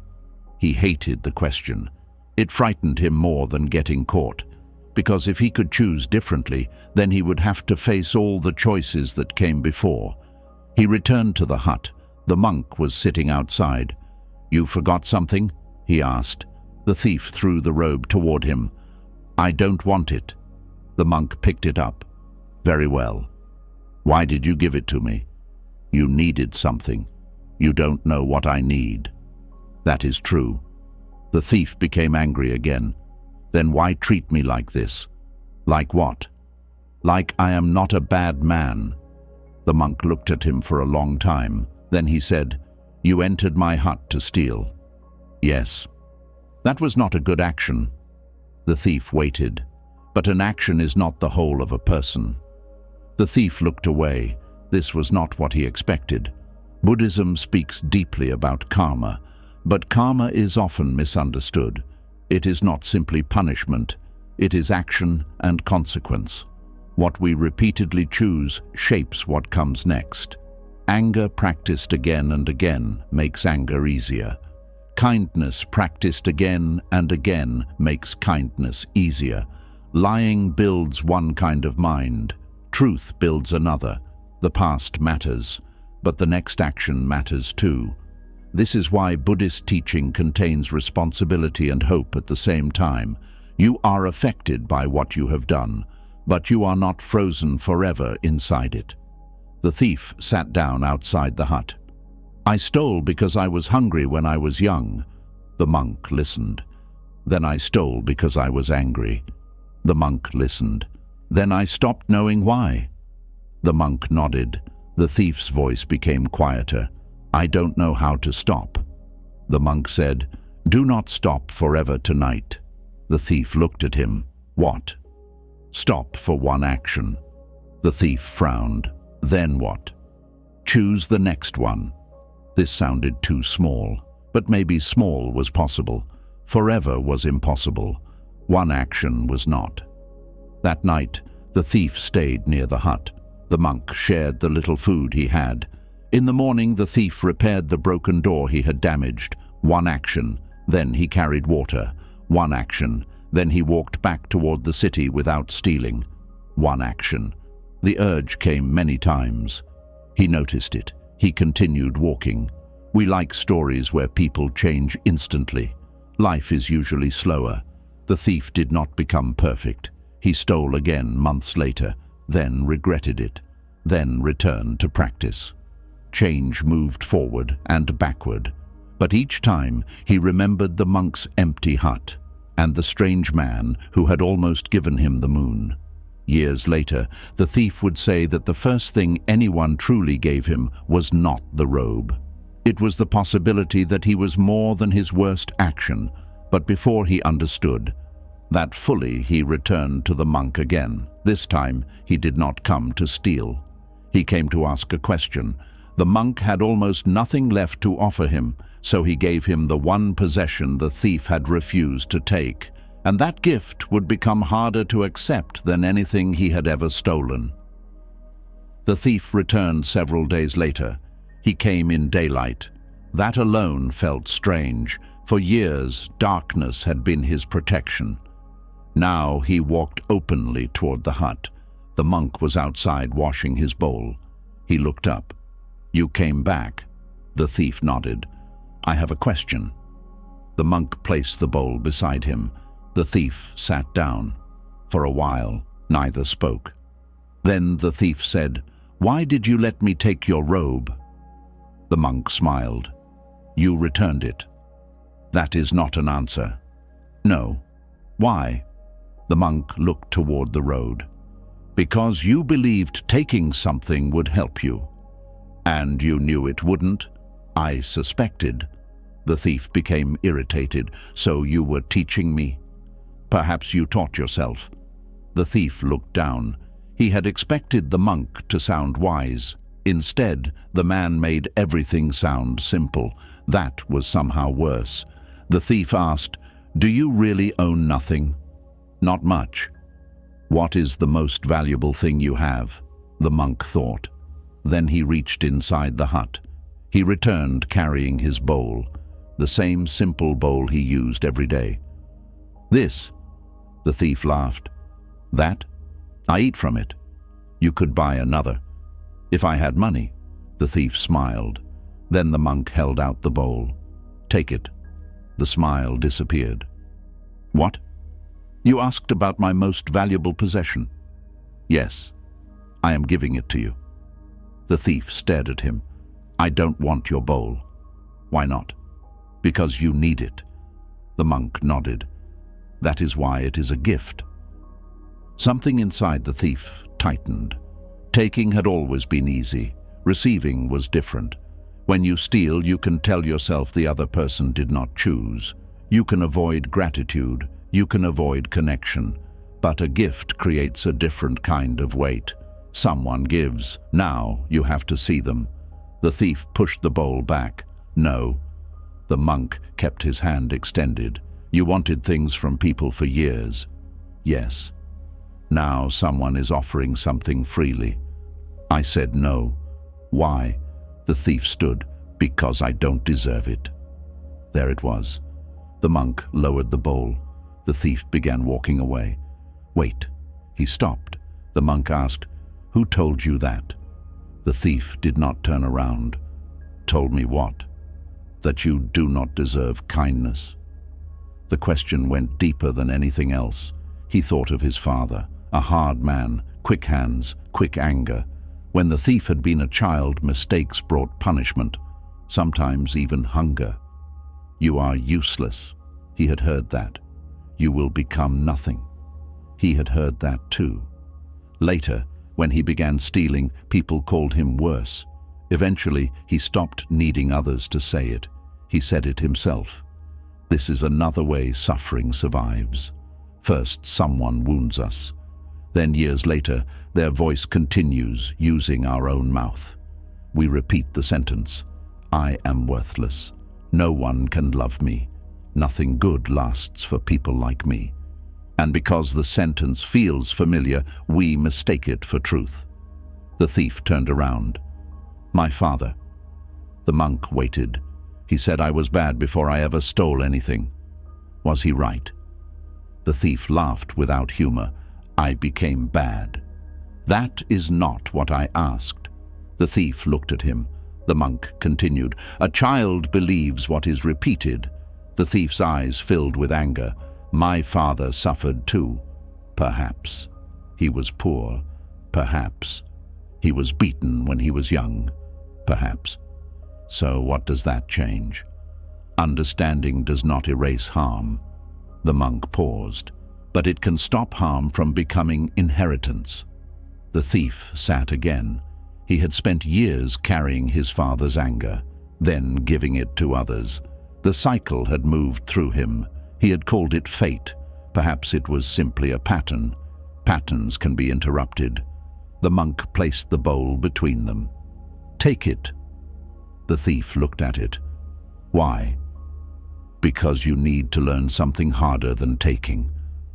"What?" "Receiving without believing you owe your whole life in return." The thief touched the bowl. His fingers trembled slightly. This was ridiculous. He had held stolen gold without fear, yet a wooden bowl made him uncomfortable. The monk said, "A gift is not always proof that you earned something." The thief listened. "Sometimes it is proof that another person chose to give." The thief picked up the bowl. For a moment, neither spoke. Then he asked, What will you eat from?" The monk smiled. "I have hands." The thief laughed, a real laugh this time. Then he began crying. The tears embarrassed him. He looked away. The monk said nothing. Sometimes silence is the kindest place for another person's shame to disappear. The thief finally said, "I don't know what to do with kindness. You can begin by not running from it." That stayed with him. Many people know how to survive cruelty. They learn to become hard, to expect little, to need no one. Then kindness appears and feels dangerous, because kindness asks us to lower the armor, and armor becomes heavy. But after wearing it for years, taking it off can feel more frightening than carrying it. The thief kept the bowl. For months he used it. Every time he ate, he remembered how he received it. Freely. He also began working. Small jobs at first. Carrying goods, repairing roofs, cleaning stables. People did not trust him immediately. Why should they? Karma has consequences. A changed heart does not erase the effects of old actions overnight. Some merchants refused to hire him. One man recognized him and shouted in the street.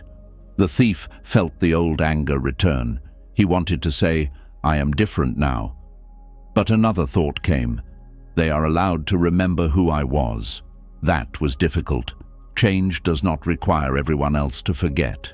It requires us to keep choosing differently, even when the world still sees the past. So he worked, one action, then another. Years later, the bowl cracked. The thief, no longer a thief by then, carried it back to the monk. It broke. The monk examined it. Everything does. Can it be repaired?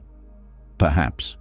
They tied the cracked parts carefully. The bowl was never the same, but it remained useful. The former thief smiled at that. So did the monk. Some things do not need to return to their original form to have value. People included. The man's past remained. He could not undo every theft. He could not find everyone he had harmed, but he could stop adding to the harm. He could become useful in another shape. He could become gentle where he had once been hard. He could give where he had once taken. The monk's last possession had taught him this. Not that he deserved everything, not that consequences disappear, that no human being is only one thing forever. But there was another man nearby who did not feel free enough to change. He lived behind walls, not because he had stolen from anyone, because other men had locked him there. His body belonged to a prison. His days were controlled. His door opened only when someone else allowed it. He believed freedom was impossible. Until one morning, a monk asked him a question no prison guard had ever considered.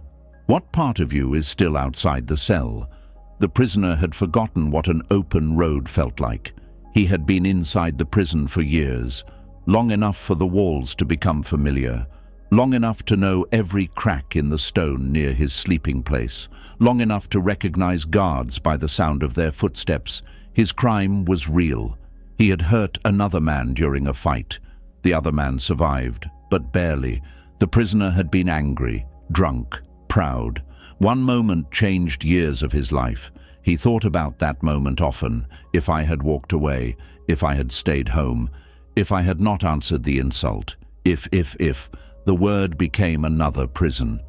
We know this too. Not all prisons have walls. Some are built from one moment we cannot stop returning to. One decision, one mistake, one sentence.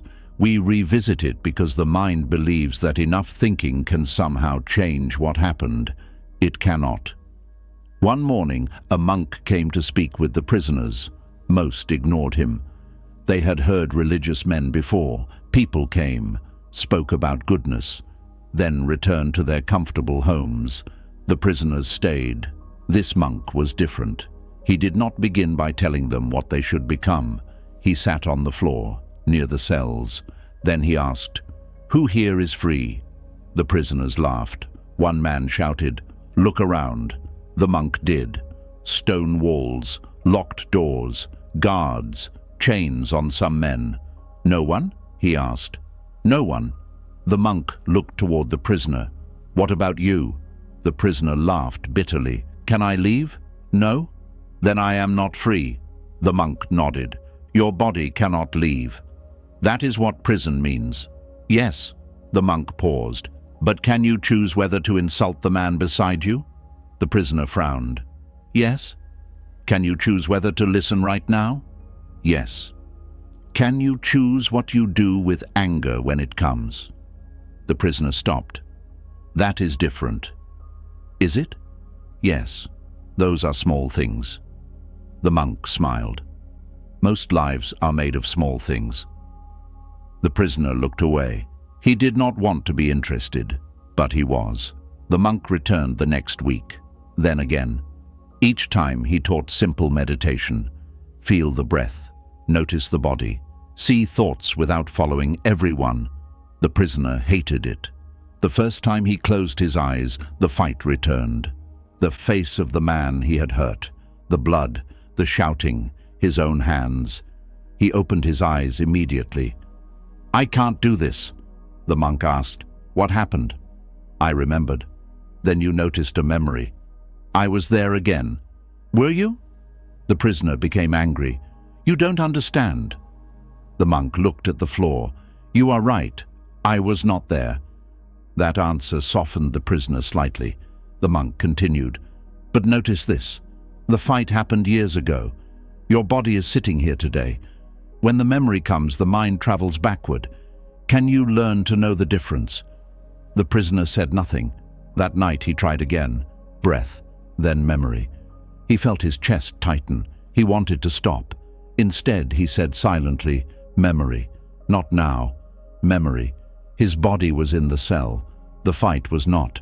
For several seconds he understood. Then the memory pulled him back. Practice is like this. We think insight means never being caught again. Usually we are caught many times. The change is that we begin noticing sooner. The prisoner started watching his mind. He noticed anger before shouting. Not always. Sometimes the words still came first, but gradually there was a small space. Someone mocked him. Heat came, then a thought. I can choose the next action. He remembered the former thief who had once practiced one action at a time. The monk had told that story, so the prisoner tried the same. Do not win forever. Do not become peaceful forever. Choose this action. One day, another prisoner pushed him during a meal. Normally, the fight would have been immediate. His body prepared, hands tightened, heart raced.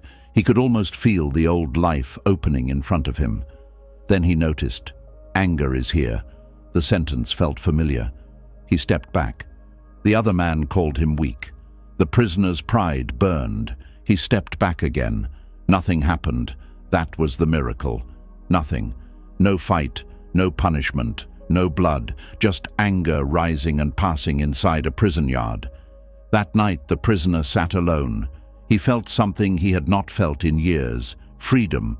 The door was still locked, but for a few seconds anger had not decided what his body would do. That mattered. The next time the monk came, the prisoner told him, "I walked away." The monk smiled. How did it feel? Terrible. The monk laughed. The prisoner laughed too. Then later it felt good. What changed? I realized he could insult me without controlling me. The monk nodded. There it was. We often think freedom means getting everything we want, going where we want, doing what we want. But Buddhist freedom goes deeper. It is freedom from being controlled by every impulse that appears. Anger says attack. We do not have to. Fear says run. We can stay. Craving says take more. We can stop. Pride says defend yourself. We can remain quiet. The mind produces commands all day.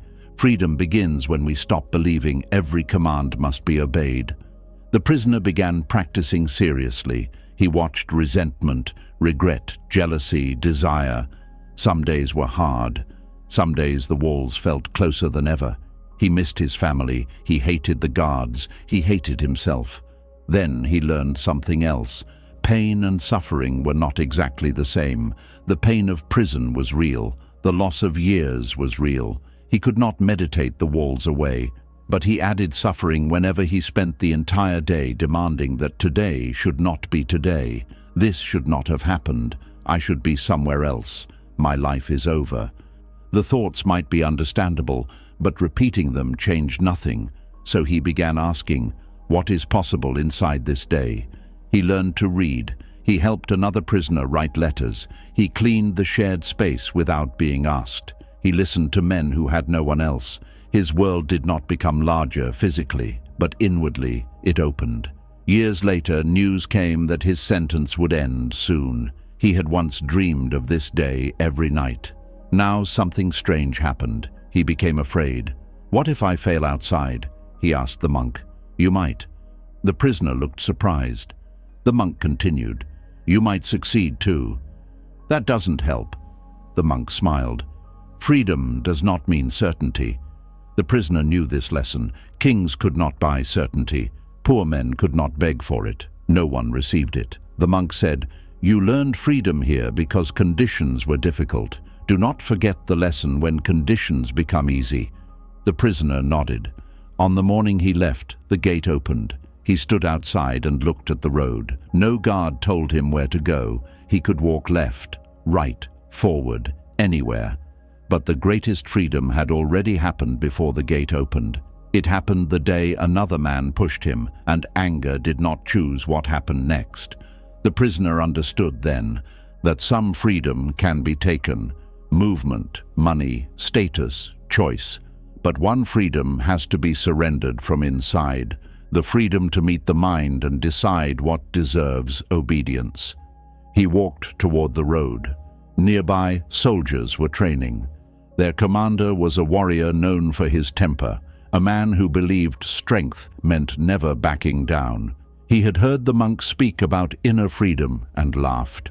Then someone told him the Buddha could explain heaven and hell while a person was still alive. The warrior found this insulting, so he went looking for the Buddha with a sword at his side. He wanted an answer, and before the conversation ended, he would discover both heaven and hell inside a single moment. The warrior arrived with a sword at his side. He had heard people say that the Buddha could explain heaven and hell. He did not believe them. He believed in things he could see: steel, blood, victory, defeat. A man either stood after battle or he did not. Everything else sounded like words for people who were afraid of reality. Still, curiosity bothered him. What could a wandering teacher possibly know about heaven and hell? So he went to find out. The warrior had spent most of his life learning how not to appear weak. As a boy, he had been told never to cry. As a young soldier, he had been taught never to hesitate. As a commander, he learned that men followed certainty. So he became certain about everything. He spoke loudly. He decided quickly. He did not apologize. People respected him. Some admired him. Many feared him. He thought fear and respect were the same thing. We sometimes make this mistake. We think power means people cannot hurt us. We think strength means never bending. We think anger makes us larger. For a while, it can look that way. The warrior found the Buddha sitting beneath a tree. Several people were listening. He did not wait for them to finish. He stepped forward. I have a question. The Buddha looked at him. What is heaven? The warrior asked. And what is hell? The Buddha said nothing. The warrior waited. Then the Buddha looked at his clothes, his sword, his posture, and said, Why would I explain such things to a man like you? The warrior's face changed. The Buddha continued, You look like someone who understands only violence. A few people in the crowd became nervous. The warrior stared at him. No one spoke to him like that. No one. His hand moved toward his sword. The Buddha looked at it. And that sword, he said. Perhaps it is too dull to cut anything anyway. That was enough. The warrior pulled the sword free. Anger entered him completely. His chest tightened. His face burned. Every thought disappeared except one. How dare he? The sword rose. The Buddha remained still. Then he said quietly, "This is hell." The warrior froze. The sword remained in the air. For 1 second, nothing made sense. Then everything did. Hell was not somewhere far away. It was here, in this moment, inside the mind that had become so consumed by anger that it was ready to kill a peaceful man over a few words. The warrior saw himself, really saw himself, the rage, the pride, the need to protect an image, the way one insult could turn him into a servant of his own anger. His arm slowly lowered. The sword slipped back into its sheath. His breathing changed. He bowed his head. The Buddha looked at him and said, "And this is heaven." The warrior stood very still. There had been no gate, no fire, no clouds, no gods, only 2 states of mind. One moment controlled by anger, the next opened by awareness. This does not mean Buddhism teaches that heaven and hell are only emotions. Different Buddhist traditions speak about realms of existence in different ways, but stories like this point to something we can see immediately. We do not have to die to enter a hellish state. We enter it when hatred takes over, when jealousy burns through everything good, when fear closes the world, when resentment becomes the only thing we can see, and we do not have to wait for another life to taste peace. A moment of compassion can open it, a moment of understanding, a moment when anger says attack and we do not obey. The warrior sat down. The crowd relaxed. The Buddha asked, "What happened when I insulted you?" "I wanted to kill you." "Why?" "You disrespected me." "What was disrespected?" The warrior frowned. "My honor." "Where is your honor?" The warrior touched his chest. The Buddha asked, "Could my words truly take it?" The warrior did not answer. The question was uncomfortable. For years he had believed other people could damage his honor simply by speaking. That meant his peace belonged to their mouths. Anyone could control him. All they had to do was insult him. This was not strength. It was dependence. The realization hurt. "I thought anger protected me," he said. The Buddha nodded. "Sometimes anger protects us from danger." The warrior listened. "But sometimes it protects only an image of ourselves." The warrior thought of how many fights had begun because he could not bear to look weak. How many men had been punished because he wanted others to fear him. How many conversations had ended because someone questioned him. He called it discipline, but perhaps some of it had been fear. Fear of shame, fear of losing control, fear that if he did not defend himself, people would discover he was not as strong as he appeared. The Buddha asked, "When your anger rose, were you free?" The warrior remembered the prisoner who had learned to walk away from a fight. "No." "Who controlled you?" The warrior wanted to say, "You did," but that was not true. The Buddha had only spoken. The anger had done the rest. "My own mind." "Yes." The warrior looked down. The sword beside him suddenly felt different. He had spent years learning to control the weapon. He knew exactly how to draw it, how to hold it, how to strike. But he had spent almost no time learning to control the hand that reached for it. This is something many of us understand too late. We learn how to control the outside world, money, schedules, other people, our appearance, our work. But one sentence can destroy the peace of an entire day. One memory can control a night. One criticism can stay in the mind for weeks. We are masters of many things and strangers to ourselves. The warrior asked, "How do I stop entering hell?" The Buddha said, "Notice the gate." "What gate?" "The moment before you enter." The warrior thought about this. There had been a moment, small, almost invisible. The insult came. The heat rose. His hand moved. Between hearing and drawing the sword, there had been a space, a tiny space. That was the gate. The Buddha said, "You may not stop anger from arising, but you can learn not to build a home inside it." The warrior stayed until the teaching ended. Then he left quietly. On the road, a young soldier bumped into him. The soldier immediately bowed. "Forgive me." The old response rose. "Watch where you are going." The warrior felt it.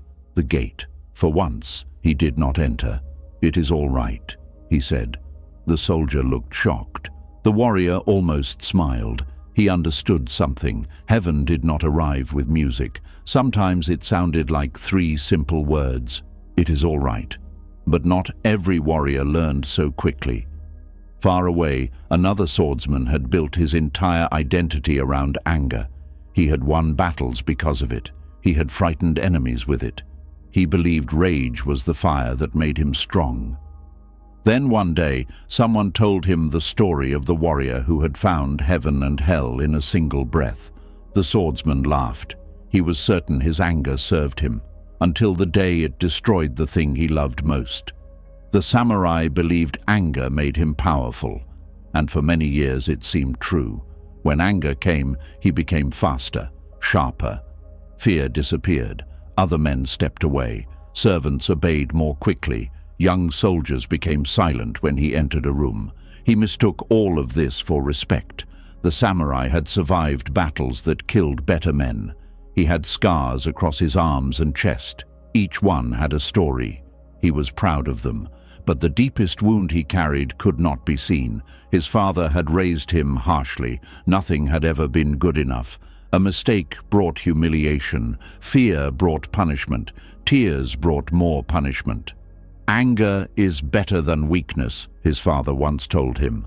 The boy remembered. He built a life around it. When fear came, he became angry. When shame came, he became angry. When sadness came, he became angry. Anger became the only emotion he allowed himself to show. We do this in quieter ways. Sometimes anger is not the first feeling. It is the armor placed over another one. Under anger may be fear. Under anger may be hurt. Under anger may be grief. But anger feels stronger, so we choose the armor. One evening, the samurai returned home after a difficult day. His commander had criticized him in front of other soldiers. The words followed him. Careless, too proud, dangerous. The samurai replayed them while riding home. By the time he reached his house, the criticism had grown into humiliation. His wife greeted him. She could tell immediately something was wrong. Was the day difficult? "Leave me alone." She did, for a while. Later, she placed food beside him. He barely touched it. Their young son entered the room carrying a wooden practice sword. "Father." The samurai did not look up. "Not now." The boy waited. "I learned the movement you showed me. Tomorrow." The child stayed. Children often do not understand the storms adults are carrying. He raised the wooden sword. "Look." The samurai turned. "I said tomorrow." The boy froze. His wife stepped in. "He only wants you to see." Something in the samurai broke open, not because of the boy, not because of his wife, because of the commander, because of his father, because of every time he had felt small and refused to admit it. He slammed his hand against the table. "Enough!"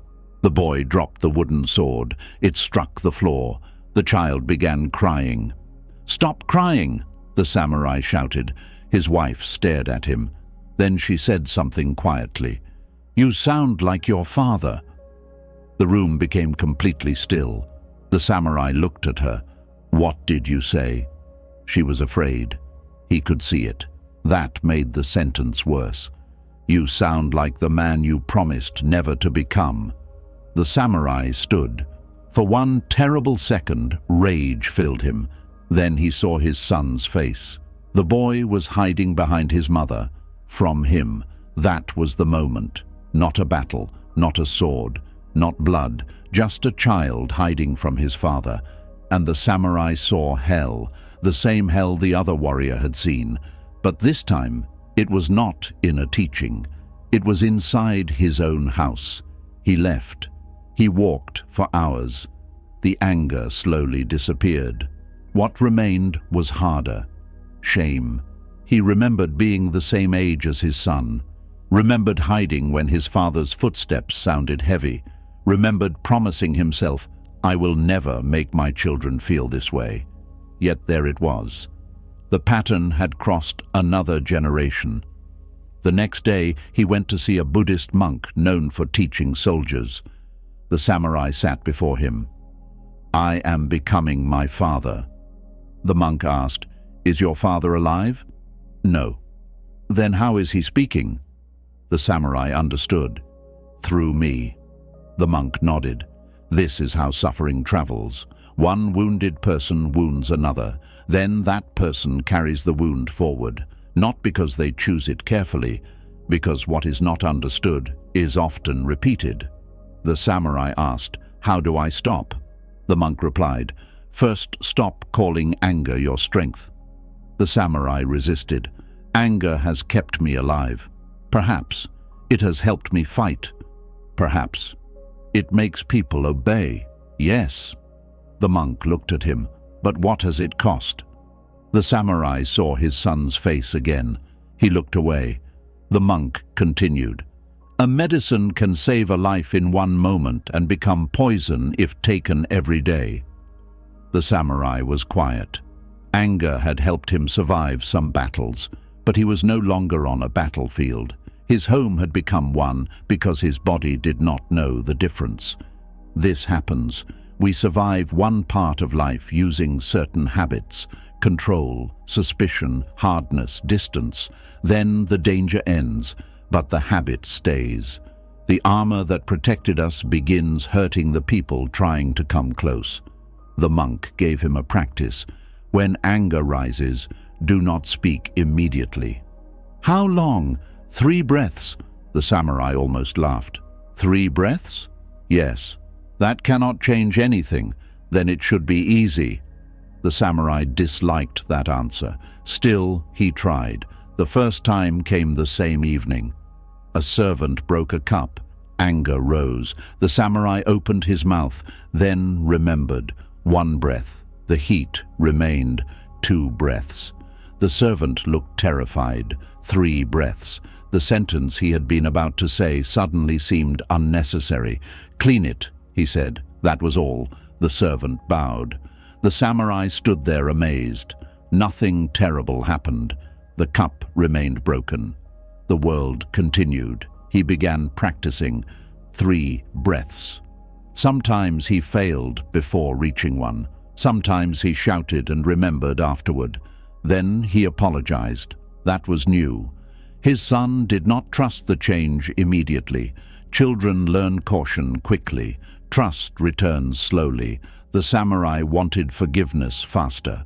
The monk warned him, "You are practicing patience with anger. Now practice patience with consequences." That hurt. We often want change to erase the past. It does not. When we have wounded someone, our new behavior does not require them to feel safe immediately. We must become safe repeatedly. The samurai kept practicing. Weeks became months. One afternoon, his son brought the wooden sword again. "Father?" The samurai looked up. "Yes." "Can I show you?" The question almost broke his heart. "Please." The boy demonstrated the movement. It was imperfect.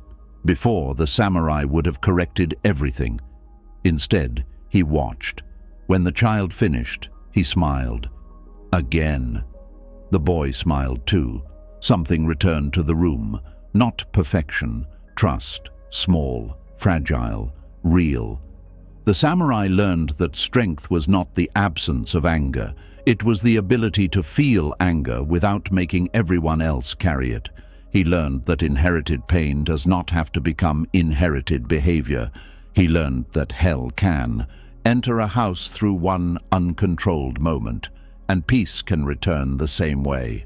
1 breath, then another, then another. Years later, the samurai visited a small village where a potter was famous for making perfect bowls. Every bowl looked almost identical, smooth, balanced, without flaw. People praised the potter's skill, but the samurai noticed something strange. The potter never seemed pleased. He destroyed bowl after bowl over tiny imperfections. The samurai knew that face. It belonged to someone fighting a battle no one else could see. And the next lesson would begin not with anger, but with the exhausting need to make everything perfect. The potter could see mistakes no one else noticed. A line slightly uneven, a rim not perfectly round, a surface with one tiny mark. Customers would pick up a bowl and say, "This is beautiful." The potter would look at the same bowl and see only what was wrong. He had been making pottery for 30 years. People came from other villages to buy his work. Young potters asked to learn from him. Merchants praised his skill. None of it mattered. In his mind, every bowl could be better. At first, this made him excellent. Then, it made him miserable. There is a difference between care and perfection. Care says, do your best. Perfection says, your best is never enough. The potter had forgotten the difference. Each morning he began before sunrise. Clay, water, wheel, hands. For a few moments he loved the work. Then judgment arrived. Too thick, too narrow, wrong curve. Start again. Bowls piled up behind him. Some were truly poor, others were beautiful. He destroyed many of them anyway. His wife hated watching this. That bowl is fine. Fine is not perfect. Who asked for perfect? I did. We often do this to ourselves. No one else has demanded the impossible. We create the demand. The perfect body, the perfect career, the perfect family, the perfect spiritual practice, the perfect response, the perfect life. And when reality comes with cracks, delays, mistakes, age, awkwardness, and uncertainty, we treat reality as failure. One afternoon, the samurai from the previous story entered the potter's workshop. He had come to buy a bowl. The potter showed him several. The samurai chose one. The potter immediately took it back. Not that one. Why? The rim is uneven. The samurai looked. He could barely see it. Then this one. No, the base is too heavy. Another. The glaze is wrong. Another. The shape is weak. The samurai finally laughed. Do you sell bowls? Of course. Then I may grow old before you allow me to buy one. The potter did not laugh. The samurai recognized the seriousness in his face. He asked, "What happens if a bowl is imperfect?" The potter answered, "It means I failed." The samurai became quiet. He had once believed one mistake made him weak. He understood this kind of thinking. Is the bowl still useful? That is not the point. What is the point? The potter did not know how to answer.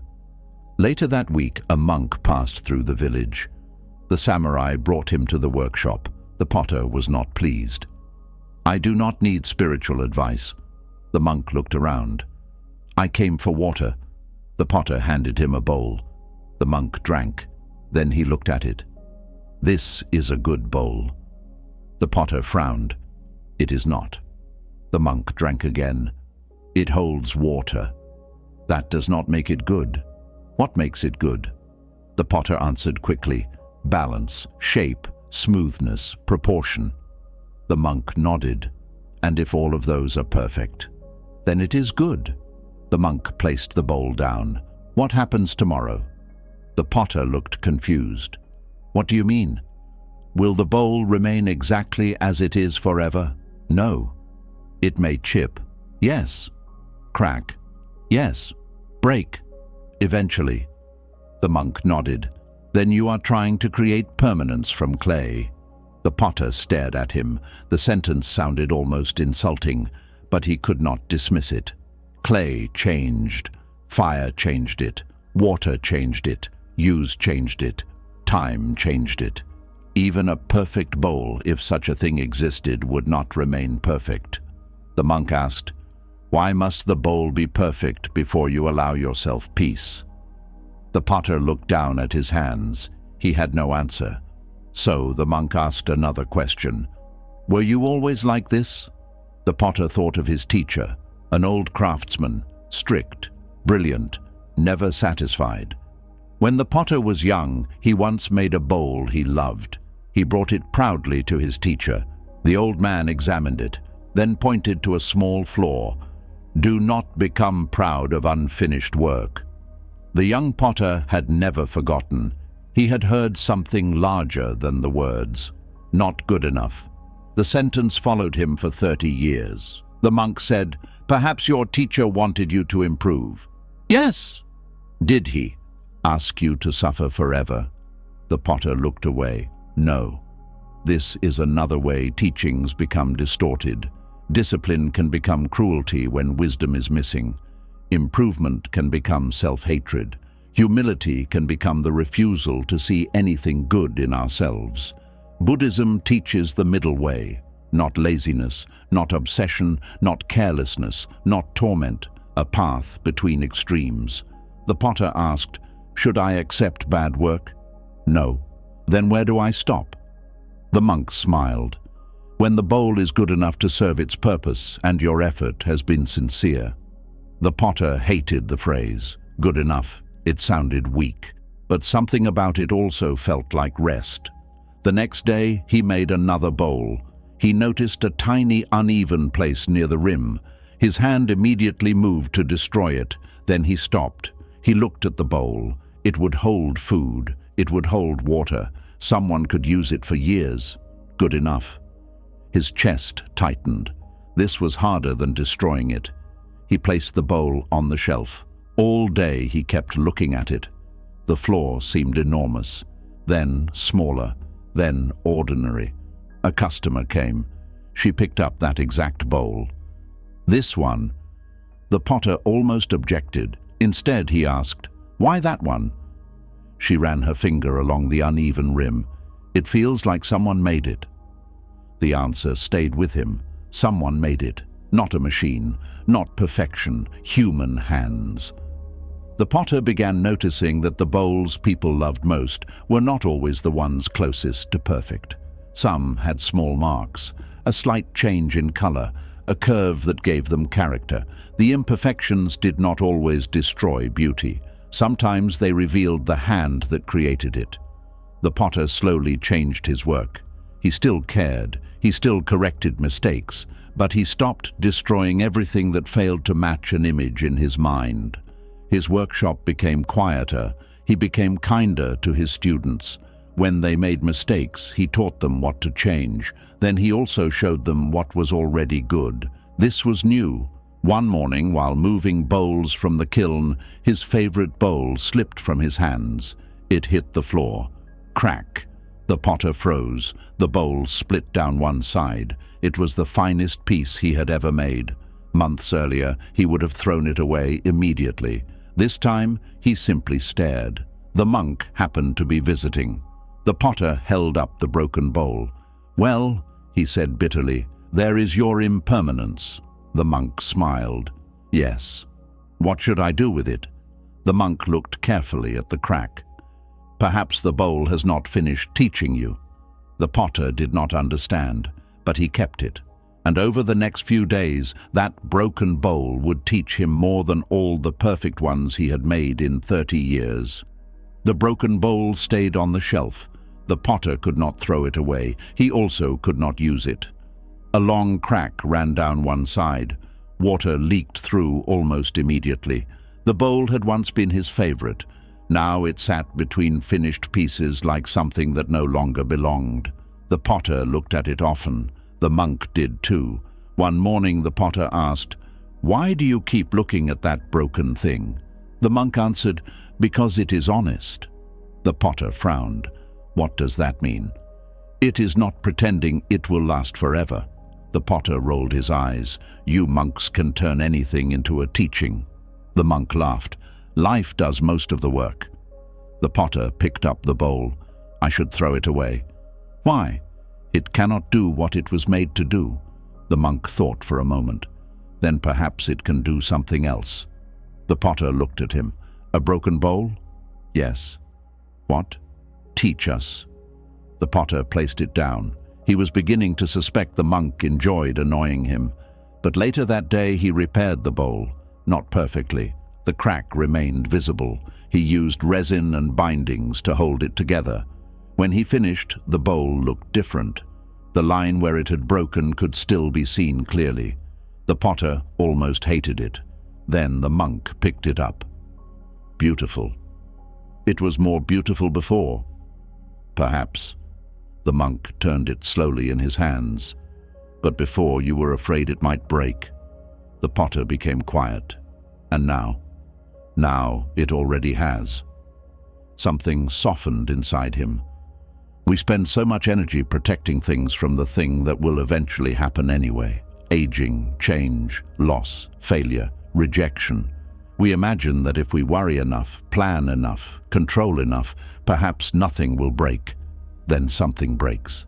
And after the grief, another possibility sometimes appears. We are still here. The potter looked at the repaired bowl. It had changed, but it had not disappeared. The monk began using it. Every morning he drank tea from it. The potter found this disturbing. You have other bowls? Yes. Better bowls, perhaps. Then why use that one? The monk smiled. It reminds me. Of what? That damage is not the end of usefulness. The potter said nothing. The monk carried the bowl with him when he traveled. Years passed. More marks appeared. A small chip, another repair. The bowl became less perfect and more meaningful. Eventually, people began asking the monk about it. He would hold it up and say, "This bowl was once perfect in one man's eyes." The potter always corrected him, "Almost perfect." The monk would laugh. Then he would say, "It broke." He thought its value was gone, but the break taught him something the smooth surface never could. "What?" someone would ask. The monk would answer, "That life does not become worthless when it changes shape." This lesson matters because all of us will change shape. The body does. We are young, then not. Strong, then less strong. Certain, then uncertain. People we love leave. Plans fail. Relationships change. Careers end. Illness arrives. Homes become empty. The life we thought we were building becomes another life. And sometimes we stand inside the broken pieces, asking, "What am I now?" Buddhist teaching does not promise that everything broken will return to what it was. That is important. Some things cannot be restored. Some losses are permanent. Some relationships do not return. Some bodies do not heal completely. Some doors close. Acceptance is not pretending otherwise. Acceptance begins when we stop demanding that something become its old shape before it can have meaning again. The monk once visited a woman whose husband had died. She was angry with herself because she still cried months later. "I should be stronger," she said. The monk placed the cracked bowl between them. "Is this bowl weak because it broke?" She looked at it. "No." "Did the breaking make it useless?" "No." "Then why must your heart remain unbroken to have value?" The woman touched the repaired line. She cried. The monk did not tell her to stop. Another time, a young man came to the monastery after losing his business. He said, "My life is ruined." The monk handed him the bowl. "Ruined?" The man looked at the crack. "I suppose not." "Changed?" "Yes." The monk nodded. "Begin there." This became the bowl's teaching. Not everything changed is ruined. Not everything scarred is ugly. Not everything that fails at its first purpose has no second purpose. But there was another lesson the monk learned from it. One evening he accidentally dropped the bowl again. It shattered, this time into several pieces. The potter was older now. He came running when he heard. The two men stared at the floor. The monk looked genuinely sad. The potter noticed. "You taught me not to be attached." The monk smiled sadly. "Yes, and now you look upset." "I liked the bowl." The potter laughed. "So monks become attached too?" "Monks are human too." They sat beside the broken pieces. The monk did not rush to turn the moment into wisdom. He simply felt the sadness. This is important. Non-attachment does not mean we feel nothing. It does not mean we become cold. You can know a flower will die and still feel sadness when it does. You can understand impermanence and still cry at a funeral. Wisdom does not remove love. It removes the demand that love must protect us from loss. The monk picked up one piece of the bowl. I knew this would happen. The potter said, knowing does not always make it painless. No. They both smiled. The potter asked, can we repair it again? The monk examined the pieces. Perhaps. They tried. This repair was more difficult. Some pieces no longer fit well. A small part was missing. When they finished, the bowl could no longer hold water safely. The potter sighed. So now it really is useless. The monk looked outside. Then he filled the bowl with soil. He planted a small seed inside it. Weeks later, a green shoot appeared. The potter stared. The bowl that could no longer hold water was holding life. The monk said, we are too quick to decide what an ending means. The potter nodded. That sentence became the final lesson the bowl gave them. When one purpose ends, we often think everything has ended. Retirement can feel like usefulness has ended. A relationship ending can feel like love has ended. Failure can feel like possibility has ended. A changing body can feel like dignity has ended. But life is more creative than our plans. The broken bowl could not become what it had been. It became something else, and something else was still life. The monk kept the plant near the monastery door. People noticed the cracked bowl. They asked about it. He told them its story, and each person heard something different. One heard hope. Another heard impermanence. Another heard patience. Another heard permission to stop trying to become who they used to be. This is how Buddhist stories work. The teaching does not always change, but the listener does. Years later, a woman came to the monastery.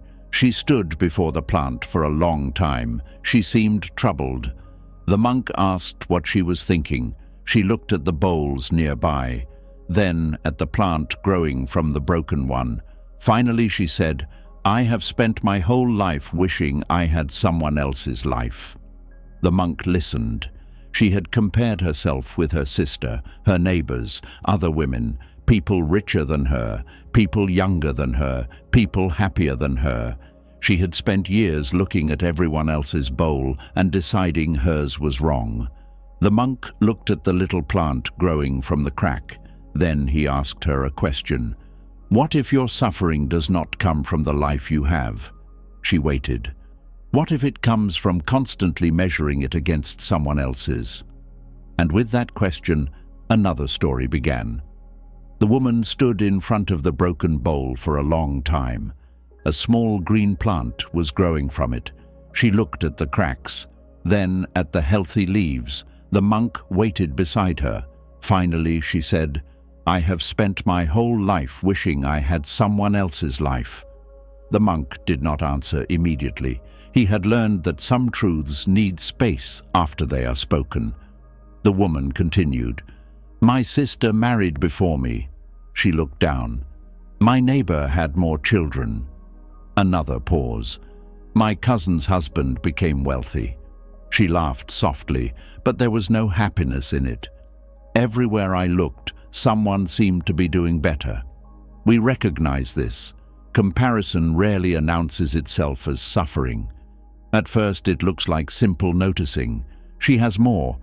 He is farther ahead. Their family looks happier. They have what I wanted.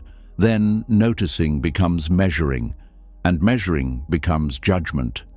Soon, another person's happiness begins to feel like evidence that something is wrong with our own life. The woman had done this since childhood. Her older sister was beautiful, people said so often. What lovely eyes! What beautiful hair! What a graceful girl! The younger sister stood beside her, hearing every word. No one was trying to hurt her, but a child can turn praise meant for someone else into a question about herself. If she is beautiful, what am I? That question followed her. When her sister learned something quickly, the woman felt slow. When her sister married, she felt unwanted. When her sister became a mother, she felt behind. She had turned life into a race no one had officially started. The monk asked, "Does your sister know she has been racing you?" The woman almost smiled. "No." "Has your neighbor been racing you?" "No." "Your cousin?" "No." "Then who created the race?" The woman became quiet. "I did." The answer hurt, because when someone else creates our suffering, we know where to point. When we discover the mind has been adding to it, the work becomes more personal. The monk asked, "Have you ever received something you wanted?" "Of course." "Did comparison end?" she thought. No. That was the strange part. When she finally married, another woman had a kinder husband. When she had a child, another woman had 3. When her family bought a home, another family had a larger one. When her hair was beautiful, someone else was younger. The finish line kept moving. Comparison had promised that one day she would finally arrive. It never told her that arrival was impossible. This is because comparison does not really want equality. It wants certainty. Am I enough? Am I successful enough? Loved enough? Beautiful enough? Important enough? We look sideways at another life, hoping it will answer. But another person's life cannot tell us our value. It can only show us their conditions. The monk picked up 2 bowls. One was large, one was small. "Which is better?" The woman pointed to the larger one. "That depends." The monk smiled. "Good." She understood immediately. A large bowl was better if you needed to serve many people. A small bowl was better if you needed only a little. Neither was better by itself. Purpose changed the answer. The monk said, "You keep asking whether another person's life is better." "Yes." "But better for what?" The woman looked at him. She had never asked that. She had assumed more was better. More money, more beauty, more children, more praise. But more was not always better. Some people with large homes felt lonely. Some with little money slept peacefully. Some who looked successful lived in fear. Some who had suffered deeply became gentle. Life could not be measured with one ruler. The monk asked her to tell him something she loved about her own life. The woman struggled. That shocked her. She could list what was missing immediately. What was present took longer. "My daughter," she finally said. "What about her?" "She laughs loudly." The woman's face changed. "She laughs at almost everything." "What else?" "My garden." "What about it?" "I grow herbs my mother taught me to grow." The monk nodded. "What else?"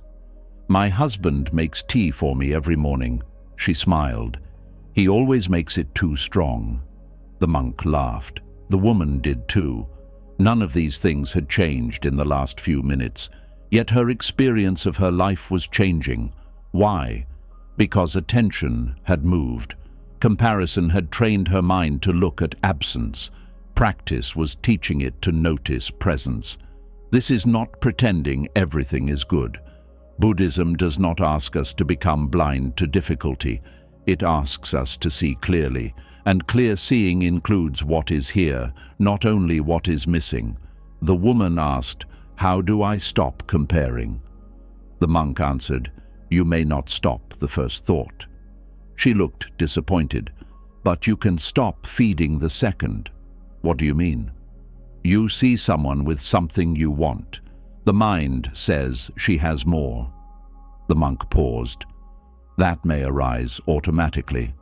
And then you choose whether to build a story. She is better. I am behind. My life is wrong. Everyone else is happier."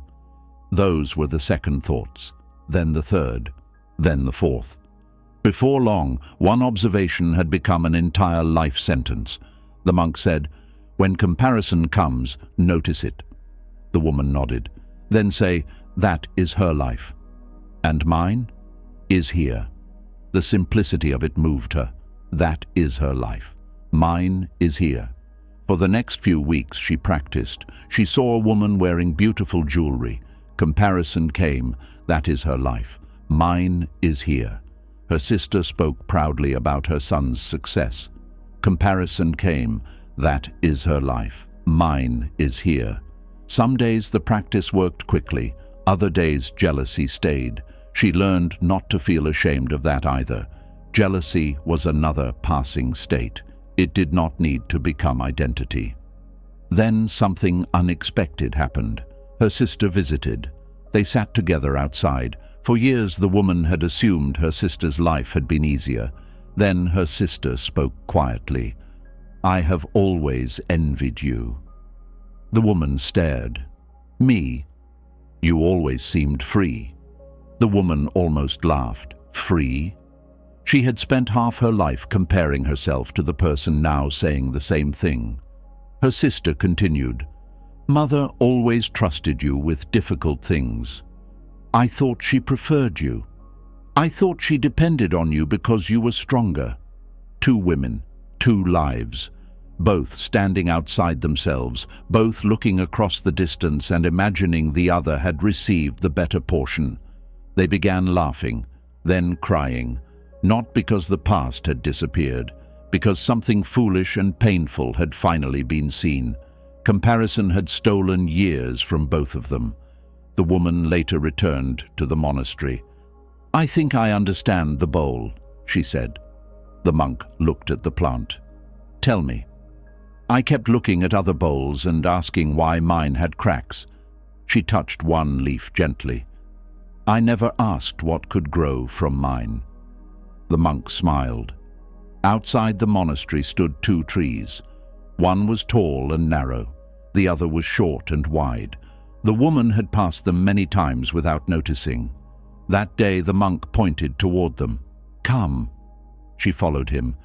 "You have learned what comparison does inside one human life," he said. "Now let the trees show you why it makes so little sense." And beneath those two trees, the next lesson began. The two trees had grown beside each other for years. One reached high into the sky. Its trunk was thin and straight. The other was shorter, its branches spread wide, almost touching the ground. The woman looked at them. "What am I supposed to see?" The monk asked, "Which tree is better?" She remembered the bowls. "That depends." The monk smiled. She was learning. "Which one should be taller?" "The tall one, I suppose." "And should the short tree feel ashamed?" The woman laughed. "Trees do not feel ashamed." "Exactly." They sat beneath the wider tree. Its shade covered them completely. The monk pointed upward. "If this tree spent its whole life trying to grow like that one, what would happen?" "I don't know." "It might stop growing according to its own nature." The woman looked at the branches. They spread outward instead of upward. Children played beneath them. Birds had nests in the lower branches. A traveler had tied his horse nearby because the shade was cool. The tall tree offered something different. Birds could see it from far away. Its upper branches caught morning light first. Neither tree apologized. Neither asked why the other had been given a different shape. The monk said, "Human beings suffer because we compare conditions as if everyone was planted in the same soil." The woman listened. "One person begins with wealth, another begins with debt." He pointed to the ground. "One grows in deep soil, another grows among stones." He pointed toward the trees. "One receives praise early, another is ignored. One has a healthy body, another becomes sick young. One finds love quickly, another waits." The monk paused. "Then we compare the results without comparing the conditions." The woman had never thought about this. She had looked at her sister's life and seen only what was visible, beauty, marriage, children, praise.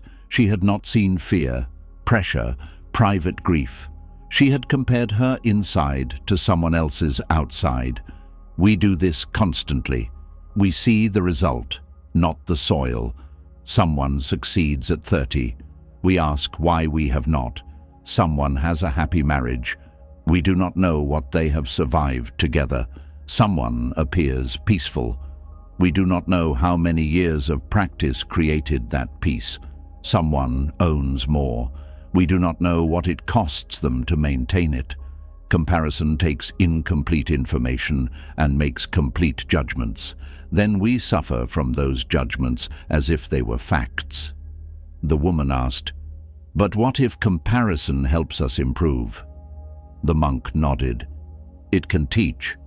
She looked surprised. "So it is not always wrong?" "Very little in the mind is understood by simply calling it wrong." The monk picked up a fallen leaf.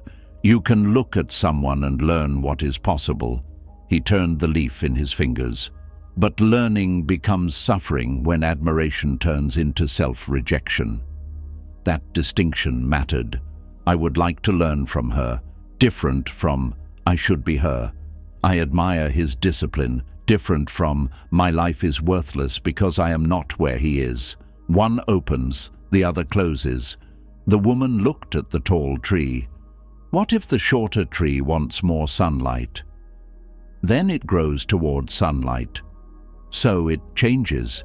Yes, but it does not have to become the other tree. The monk smiled. Now you understand. Buddhist practice does not tell us never to change. It tells us to change without hatred.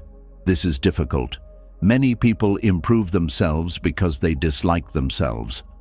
I will lose weight because I hate this body. I will earn more because I am ashamed. I will become spiritual because the person I am now feels unacceptable. Perhaps change still happens, but suffering travels with it. Another way is possible. I can care for this body because it is my body. I can learn because learning is good. I can practice because freedom matters. The action may look similar from outside. The mind underneath is completely different.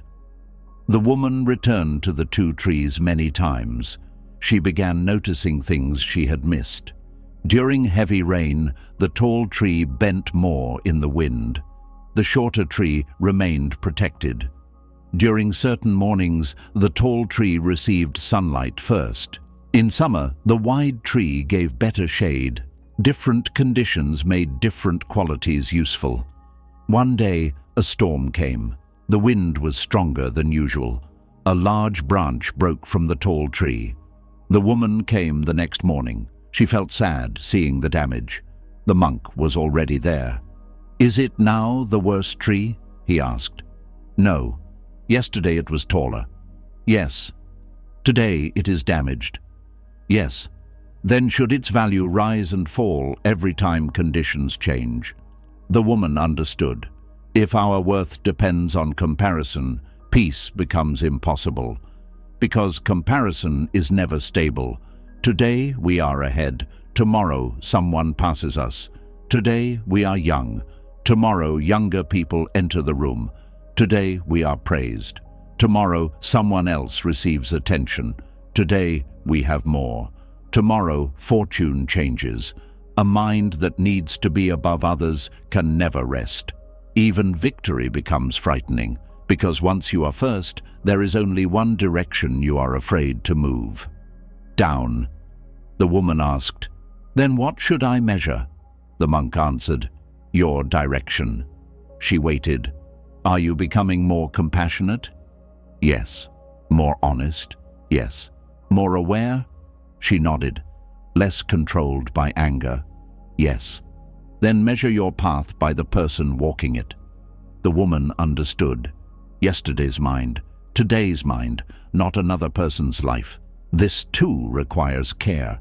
Even comparing ourselves with our past can become harsh, but used wisely, it becomes reflection. Am I learning? Am I seeing more clearly? Am I causing less harm? These questions are different from, Am I winning?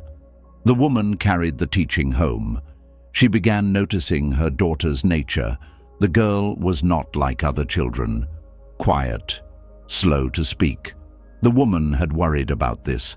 Why can't she be more confident? Why doesn't she make friends as quickly? Then she remembered the trees. She stopped trying to make her daughter grow upward when perhaps she was growing outward. She listened. The child loved drawing, loved animals, loved sitting quietly with older people. These were not failures to become someone else. They were branches. The woman began protecting them. Years later, her daughter would remember this as one of the greatest gifts her mother gave her, permission to grow according to her own nature. But not everyone who came to the monastery understood this.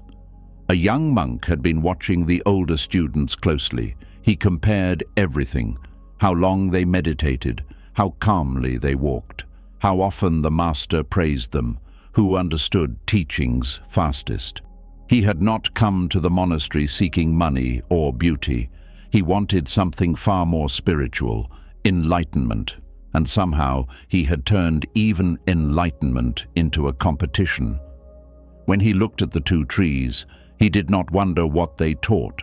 He wondered which one reached the sky first. His story begins with a desire so holy-looking that he could not recognize it as craving. The young monk wanted to awaken quickly, very quickly. He had entered the monastery full of energy. He woke before everyone, meditated longer than everyone, read every teaching he could find, asked questions constantly. At first, the older monks admired his effort. Then something changed. He began watching them, not learning from them, watching them. How long did that monk meditate? Did the master praise him? Who understood the teaching first? Who looked most peaceful? Who was closest to enlightenment? The young monk had left the ordinary world, but he had brought the race with him. We do this more often than we realize. We leave one kind of ambition and create another. We stop competing for money and compete for wisdom. We stop wanting praise for success and begin wanting praise for humility. We stop wanting to look important and begin wanting to look spiritual. The clothes change. Craving can remain. The young monk believed his desire was different. I only want enlightenment, he told himself. What could be wrong with that? One morning he approached the master. How long does enlightenment take? The master looked at him. For whom? For me. That depends. The young monk hated answers like that. 10 years, perhaps. If I meditate twice as much, perhaps 20. The young monk stared. That makes no sense. The master smiled. Then perhaps 40. The young monk became frustrated. I said I would practice harder. Yes. So why would it take longer? Because you are already turning practice into a weapon against the present moment. The monk did not understand. He thought the master was testing him, so he practiced even harder. He sat until his legs burned. When pain came, he refused to move, not because he was observing pain, because he wanted to become stronger than the others. He ate less, slept less, spoke less. Each sacrifice became evidence. I am serious, more serious than them. The strange thing was that the more spiritual he tried to become, the more irritated he became. A monk coughed during meditation. Anger. Someone walked too loudly. Anger. Another student asked what he considered a foolish question.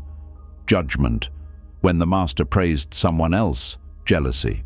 The young monk noticed none of this clearly because he was too busy looking for enlightenment.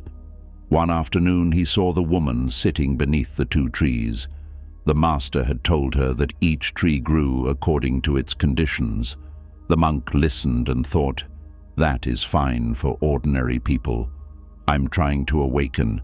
That thought itself revealed the problem.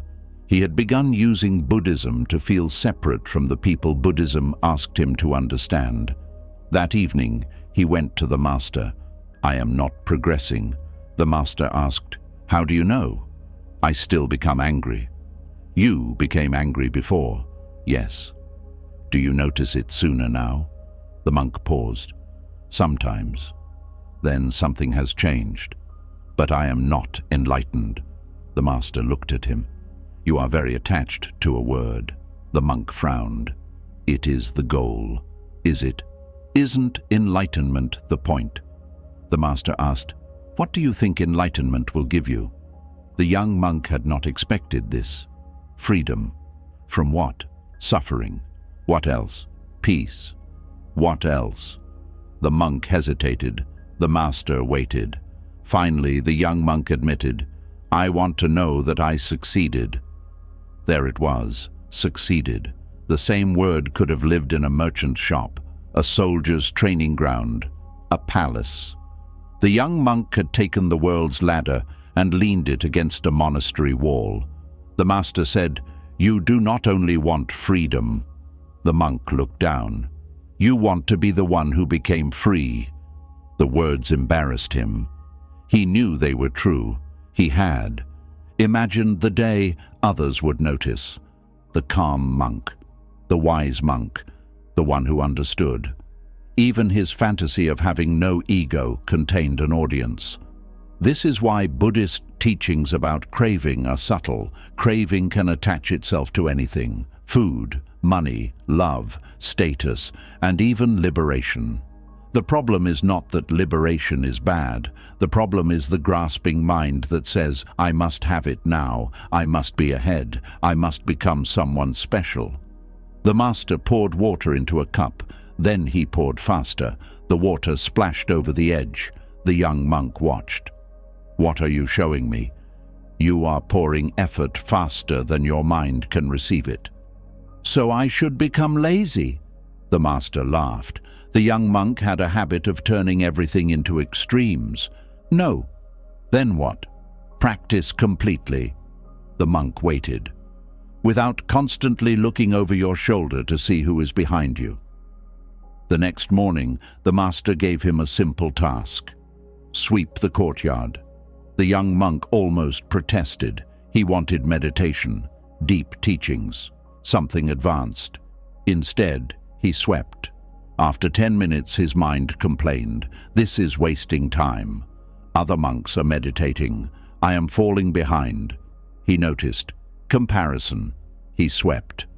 Another thought came. "The master gave me this task because I am failing." He noticed. Judgment. He swept. Then something small happened. For perhaps 3 breaths, there was only sweeping. The sound of the broom. Dry leaves. Morning air. No progress. No failure. No future enlightenment. Just this. Then the mind returned. But the young monk had tasted something. Presence without measurement. That evening, he told the master, "For a moment I forgot about becoming enlightened." The master smiled. And it was peaceful.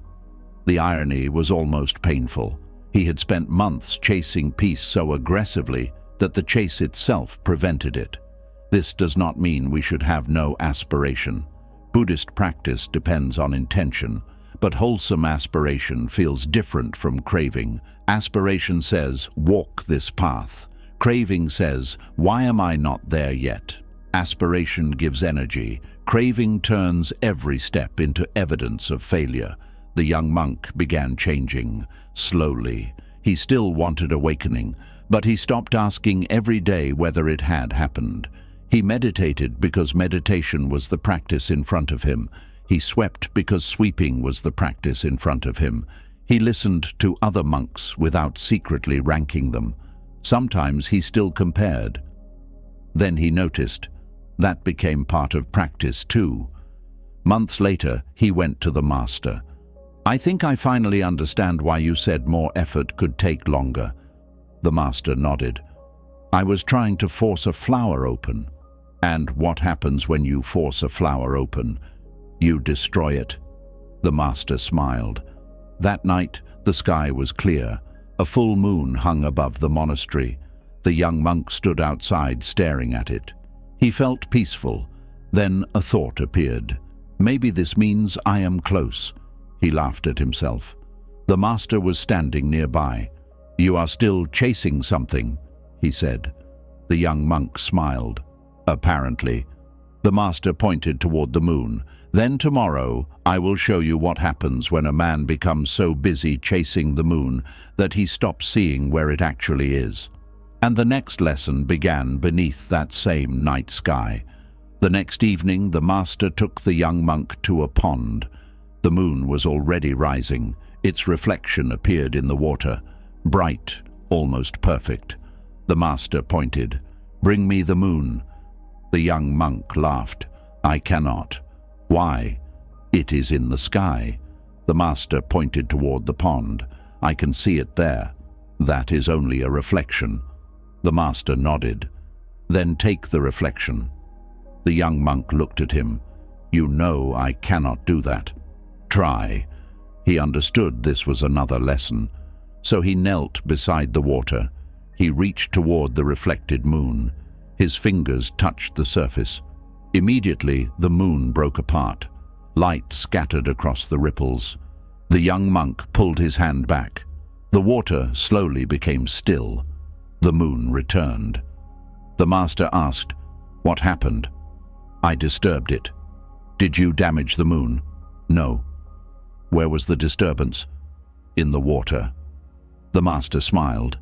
The young monk was beginning to understand. The master said, For months you have been treating peace like the moon in this pond. The monk listened. You see an image of what you want. Perfect calm, perfect wisdom, perfect enlightenment. You reach for it. The master moved his hand through the water. The reflection shattered again, and the reaching creates more disturbance. The young monk sat beside him. So I should do nothing. The master sighed. You still love that question. The monk smiled. It was true. He wanted every teaching to become a rule. Do this, never do that. Human beings often prefer rules because rules feel safer than awareness. But life keeps changing. Wisdom must be awake. The master said, You cannot command the pond to reflect the moon. No, but you can stop throwing stones into it. The monk looked at the water. That sentence stayed. Stop throwing stones. How many stones did the mind throw? Comparison. I am behind. Fear. What if I never awaken? Pride. I practice harder than him. Judgment. That monk is lazy. Impatience. This should be happening faster. Then he wondered why the mind could not become still. The master asked, When the water becomes calm, does the moon need to work harder to appear? No. It was always available. The young monk looked upward. The real moon had been there the entire time. He had been staring down. This too was part of the lesson. Sometimes the thing we seek is not hidden. Our way of seeking hides it. We chase happiness through achievement, chase love through control, chase security through accumulation, chase peace through forcing the mind. Then we wonder why exhaustion follows us. The master said, People hear that Buddhism teaches peace and immediately turn peace into another possession. I want peace, my peace, permanent peace, now. The monk laughed softly. He recognized himself. The master continued, Then the mind becomes angry whenever life disturbs what it calls peace. This was true too. The young monk had sometimes become irritated during meditation because he was not calm, angry about not being peaceful. There was something almost funny about it. The master said, Real practice is not protecting a perfect state. What is it? Knowing clearly whatever state is here. If agitation is here, no agitation. If sadness is here, no sadness. If joy is here, no joy. If calm is here, no calm. Nothing needs to pretend to be permanent. This was freedom from another direction. The monk asked, Then what am I trying to reach? The master pointed to the path behind them. When you walk to the kitchen, where are you trying to reach? The kitchen. And while walking, I walk. Do you spend every step shouting at the road because it is not the kitchen yet? The young monk laughed. No. Then why do that with your life? The question went deep. How much suffering comes from being angry at the step because it is not the destination? I am learning, but I should already know. I am healing, but I should already be healed. I am building, but I should already have arrived. I am grieving, but I should be over this. I am practicing, but I should be enlightened. We reject the path because it looks like a path. We want it to look like arrival. The master said, "The step is not a mistake because it is not the destination." The young monk looked again at the moon. For the first time, he understood why Buddhist practice returned so often to the present, not because the future does not matter, because the present is the only place where the path can actually be walked. Tomorrow's compassion is an idea. Today's kindness is practice. Tomorrow's awakening is an idea. Today's awareness is practice. Tomorrow's peace is an idea. This breath is here. The two sat quietly.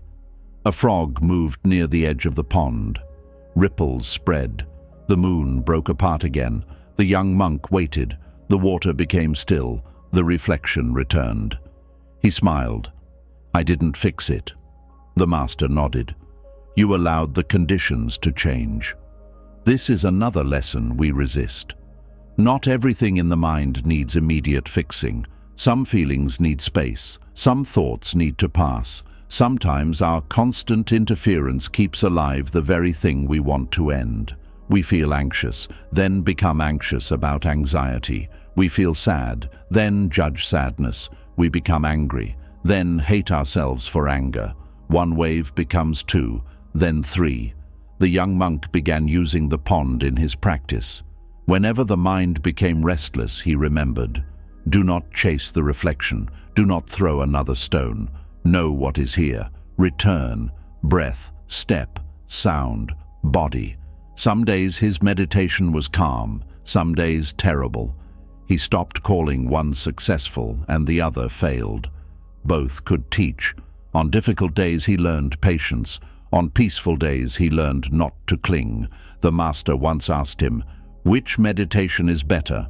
The monk remembered the two trees. "That depends." The master smiled. The teachings were beginning to connect. The beggar had learned that an empty bowl did not mean an empty life.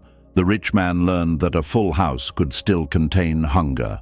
The merchant learned that enough was not an amount. The young disciple learned to put down what had already ended.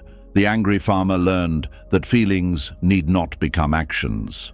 The grieving mother learned that no house escapes impermanence. The king learned to hold without squeezing.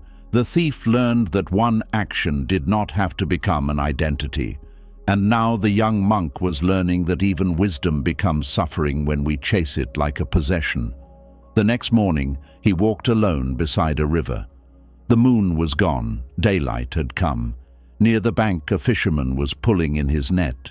He looked tired. His face carried the kind of sadness that did not come from one bad day. The monk greeted him. The fisherman barely answered. Then he looked down at the water and said something strange. "Last night, I watched the moon trembling on this river." The young monk stopped. The fisherman continued.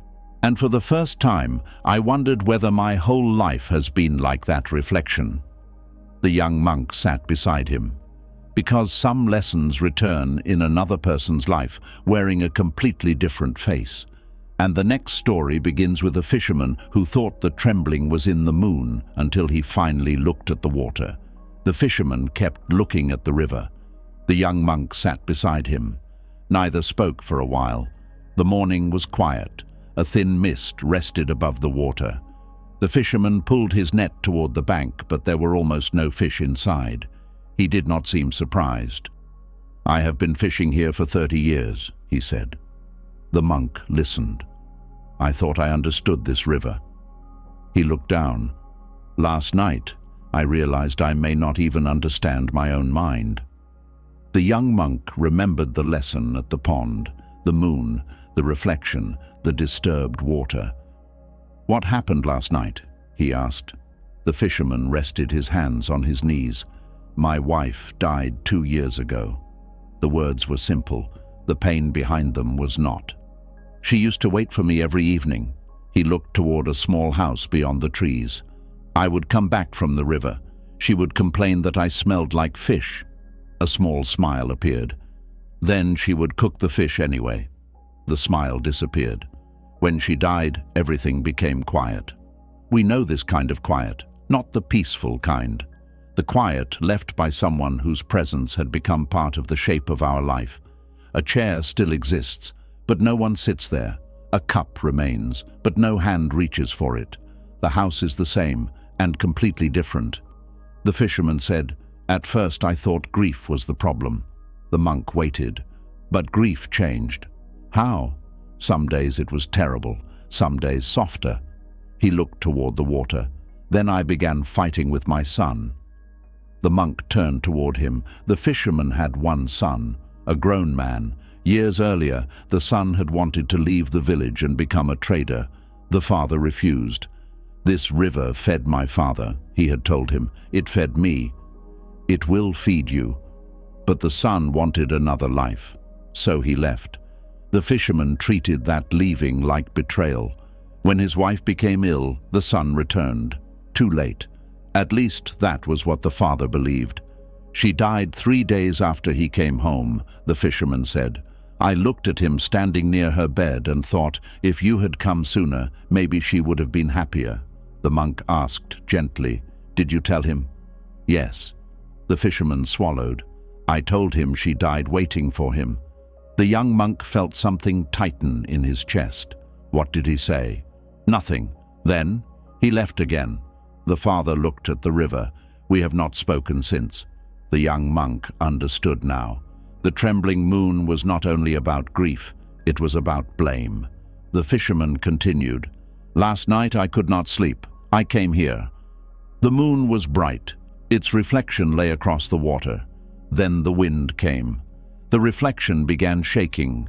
The fisherman stared at it. For one moment I thought the moon looked broken. Then he looked up. The moon in the sky was still, only the water moved. I understood something." The young monk waited. "I have spent 2 years thinking my son destroyed my peace." The fisherman pointed toward the river. "But maybe the shaking is here." He touched his chest.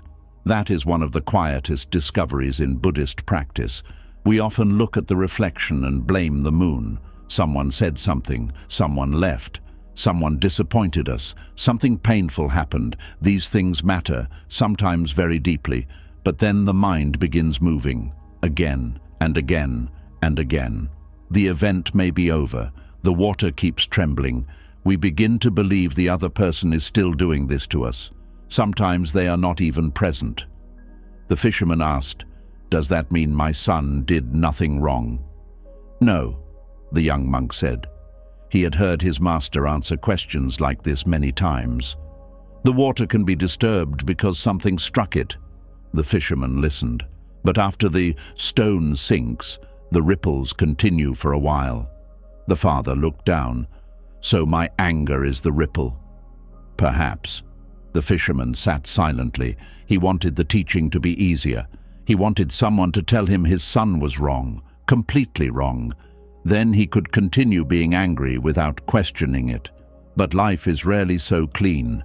His son had left. That hurt. His son returned late. That hurt too. But the father had also said words meant to wound. "Your mother died waiting for you." He knew exactly where to place the knife. He had placed it there. Grief had become anger. Anger had become blame. Blame had become distance. And now 2 people were suffering from the same loss separately. The young monk asked, "Do you miss him?" The fisherman looked offended, then sad. "Yes." "More than you are angry?" The fisherman did not answer. The question stayed. We often think anger and love cannot live together. They can. Sometimes the reason anger survives so long is because love survives beneath it. If we truly felt nothing, we would not keep replaying the wound. The fisherman whispered, "He was her son too." "Yes." "I made his grief about me." The young monk said nothing. The father saw it. His son had lost a mother. He had stood beside her dying bed, already carrying regret. Then his father gave him more.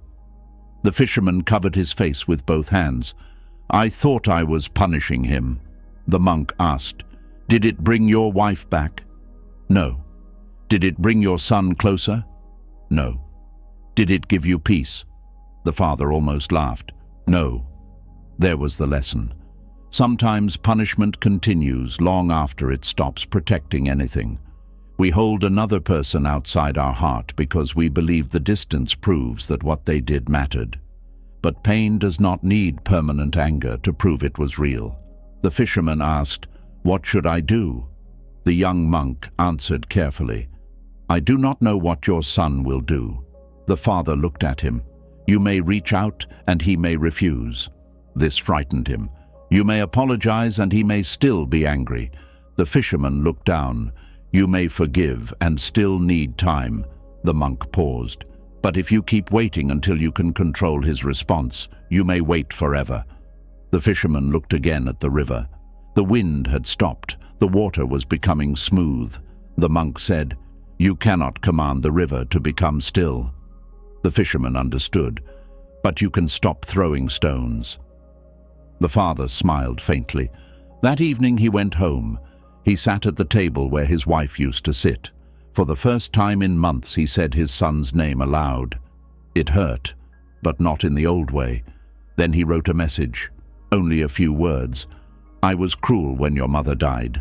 I was hurting, but that does not excuse what I said. I miss you. If you ever want to come home, the door is open." He read it many times, then sent it. Days passed, no answer. The old anger tried to return. "See, he does not care." But now the fisherman recognized the stone in his hand. He did not throw it. A week passed, then another. One evening someone knocked at the door. The fisherman stood slowly. When he opened it, his son was there, older, tired, holding nothing. For a long moment, neither man spoke. The father noticed the son was carrying no bags, no gifts, no excuses, only regret. And that was how the next story began. The father had imagined this moment many times. In some versions he shouted, in others he turned away. Sometimes he imagined his son begging, sometimes apologizing, sometimes explaining everything so perfectly that the pain simply disappeared. None of those things happened. His son stood at the door, quiet, empty-handed. The father stared at him. "You came." The son nodded. "Yes." That was all. No dramatic apology, no tears. Not yet. The father stepped aside. The son entered. The house felt smaller than he remembered. His mother's woven basket still hung near the kitchen. Her cup was still on a shelf. The son looked at it, then looked away. The father noticed. Part of him softened. Another part became angry. "You should have been here." The thought arrived quickly. He knew it well. He had fed it for years. The son sat down. The father remained standing. Finally, he asked, "Why did you come?" The son answered, "Because you wrote." "That is not enough." "I know."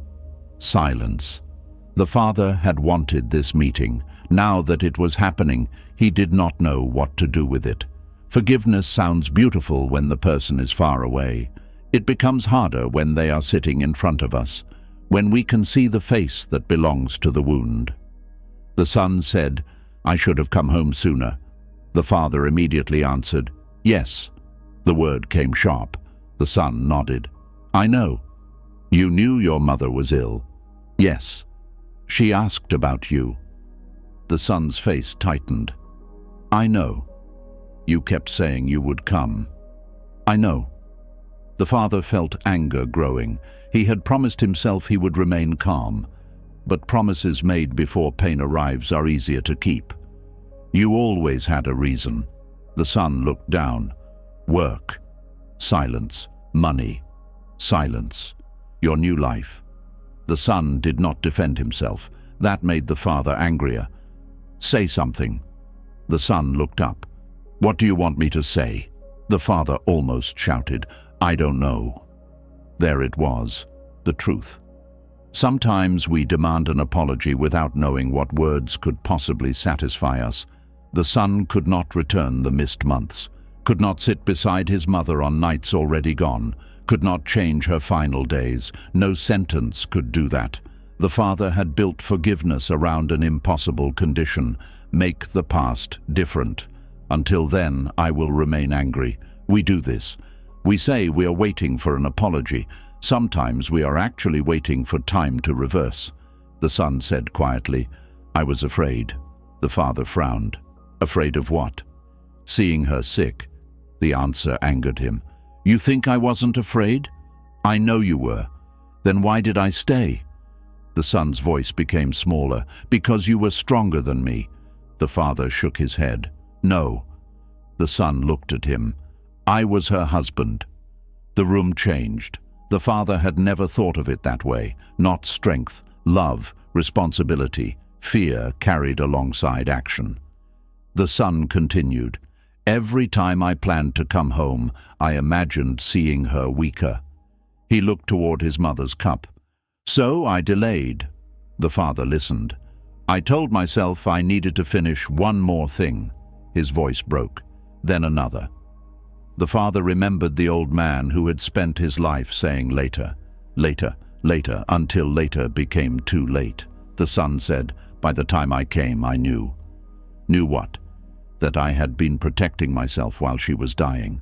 The father sat down. The anger remained, but another feeling entered. Recognition. The son had not stayed away because he did not love her. He had stayed away because love frightened him. This did not erase the absence. It made it human. There is a difference. Buddhist compassion does not mean turning wrong into right. It means seeing the suffering that helps create harmful actions. A cruel person may be afraid. A distant person may be ashamed. An angry person may be grieving. Understanding this does not remove responsibility. It removes the illusion that people harm us only because they are monsters. Usually they are human, and humans act from confusion, fear, craving, pride, ignorance, just as we do. The father said, "I told you she died waiting for you." The son closed his eyes. "Yes. I wanted that sentence to hurt." The son looked at him. "It did." The father swallowed. "I know." For the first time, the father saw his own part clearly. His son's absence had hurt him. Then he had used his own pain to create pain. This is how suffering multiplies. One wound becomes 2, then 4. Then a family begins carrying injuries no one knows how to put down. The father said, "I don't know if I can forgive you." The son nodded slowly. "I didn't come to force you." That answer surprised him. The son continued, "I came because I needed to tell you I am sorry." The father looked away. "I was not there when I should have been." The son took a breath. "I cannot fix that." The father felt tears rising. "I wish I could." The room became quiet. This time, silence did not feel empty. It held what words could not. After a while, the father asked, "Did she say anything to you before she died?" The son's face changed. "Yes." "What?" "She said you would be angry with me." The father almost laughed through his tears. "That sounds like her." The son nodded. "She said, 'Do not let grief make strangers out of you.'" The father closed his eyes. For 2 years, they had done exactly that. Grief had made strangers out of father and son, not because love ended, because pain became louder. The father cried. So did the son. No one announced forgiveness. There was no moment when everything suddenly became clean. The past remained. The missed time remained. The cruel words remained. But something else appeared beside them, a willingness to stop adding more. That evening, the son stayed for dinner. They ate quietly at first. Then they spoke about the mother, not only her death, her life, the way she laughed when angry, the songs she sang while cooking, how she always overwatered plants, how she pretended not to like sweet food, then ate it when no one was looking. For the first time, grief became shared memory instead of accusation. Still, when the son stood to leave the next morning, the father felt fear. "What now?" The son understood the question. "I don't know." The father nodded. Honesty was better than promises. The son said, "I want to come back again." The father looked at him. "I would like that." It was not complete forgiveness, but it was a door. Sometimes forgiveness begins that small, not with forgetting, not with trusting completely, with leaving the door unlocked. The son walked away from the house carrying something different now. Not freedom exactly. Regret remained. He had apologized. His father had listened. Yet he still could not forgive himself, and this burden followed him toward the monastery, where he went looking for the monk who had once taught his father about the trembling moon. His story begins with the strange discovery that sometimes the hardest person to forgive is the one inside your own skin.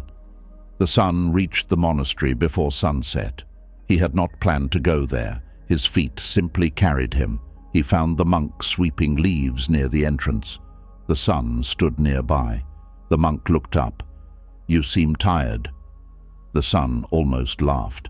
"I have been tired for 2 years." The monk placed the broom aside. They sat beneath a tree. The son did not know where to begin, so he began with the sentence that had lived inside him the longest. "I failed my mother." The monk waited. The son told him everything. How she became sick, how messages came asking him to return, how he delayed, how he was afraid to see her dying, how work became an excuse, how he promised himself he would leave the next week, then the next. And then the message came. "Come now." He arrived 3 days before she died. "I held her hand," he said. The monk listened. "She looked at me and smiled." His voice broke. "She should have been angry. Did you want her to be?" "Yes." The monk looked surprised. The son explained. "If she had shouted, maybe I could have taken it. But she did not." "No." "What did she say?" The son stared at the ground. "She said, 'You came.' Only that. You came. No accusation, no punishment, no list of missed days." The mother's compassion had become almost unbearable. The son said, "I wanted her to tell me how terrible I had been." "Why?" "So I could suffer properly." The monk understood. Guilt sometimes believes pain can repay pain. "I hurt someone. Therefore I must hurt forever." We call this responsibility. Sometimes it is only another form of attachment. Attachment to an identity. I am the one who failed. I am the bad son. I do not deserve peace. The monk asked, "Does your mother benefit from your suffering now?" The son looked angry. "That sounds too easy." "What does?" "Forgiving myself." The monk nodded. "I did not say it should be easy. I should carry this." "For how long?" The son did not answer. 5 years. Silence. 20. Silence. "Until you die?" The son whispered, "Maybe." The monk asked, "And then what will your regret have repaired?" The son looked away. Nothing. He knew it. But guilt had become the only thing keeping him connected to what happened. If he stopped punishing himself, perhaps it would mean he had stopped caring. This is another human confusion. We believe pain proves love. The more I suffer, the more it shows the person mattered. But love and punishment are not the same thing. The monk said, "Regret can be useful." The son looked up. "How?" "It can teach." The monk picked up a fallen leaf. If you touch fire and burn your hand, pain teaches you not to touch it again. He dropped the leaf. But if you continue holding your hand in the fire after learning the lesson, pain is no longer teaching. The son became quiet. "What is my lesson?" The monk asked. "What do you think?" The son answered slowly. "Do not delay love." The monk nodded. "What else?" "Do not use fear as an excuse to disappear." "What else?" If someone matters, show up while they are still here." The monk waited. The son swallowed. "Say what needs to be said before time says it for you." There it was. The lesson was already inside him. The monk asked, "Have you learned it?" "Yes." "Then what remains?" The son knew. Punishment. The monk continued. "Buddhist practice does not teach us to deny harmful actions." The son listened. "Karma means actions have consequences." "Yes. You cannot change the days you missed." "No. You cannot ask your mother to live them again." "No. You cannot erase your father's pain." The son's eyes filled. "No. But what can you do?" the son thought. "Live differently." The monk nodded. "This is where regret can become practice, not by disappearing, by changing direction. A person who has lied can practice truth. A person who has neglected someone can practice presence. A person who has acted from anger can practice patience. The past cannot be rewritten, but it can become instruction." The son asked, "What if I forget the pain and make the same mistake again?" The monk said, "You do not need to keep the wound open to remember the lesson." The sentence entered him deeply. We do this often. We keep touching an old wound because we are afraid healing will make us careless. But scars remember too. Healing is not forgetting. It is remembering without bleeding every time. The monk gave him a practice. Each morning, remember your mother. The son nodded. Then do one thing that honors what you learned. What kind of thing? That is for you to see. The next morning, the son began. He wrote to his father, not because he was afraid of losing him, because he wanted to be present while there was still time. The next day, he visited an old friend he had been avoiding. The day after that, he helped a sick neighbor carry water. Small things, but each one turned regret into something useful. A month later, he returned to his father. This time, he brought food. The father looked at the basket. "You didn't need to bring anything." "I know." They ate together. The son listened when his father spoke, really listened. He stopped checking how long he had been there. He stopped thinking about the road back. Presence became his practice. One afternoon, the father mentioned the mother's final days. The son felt guilt rise again. Old, sharp. He wanted to leave. Instead, he stayed. Fear is here. He knew that teaching now. Regret is here. He breathed. The feeling passed enough for him to remain. This was change. Not never feeling guilt. Not allowing guilt to decide the next action. Months passed. The son noticed something strange. When he first returned, every good action felt like repayment. I must make up for what I did.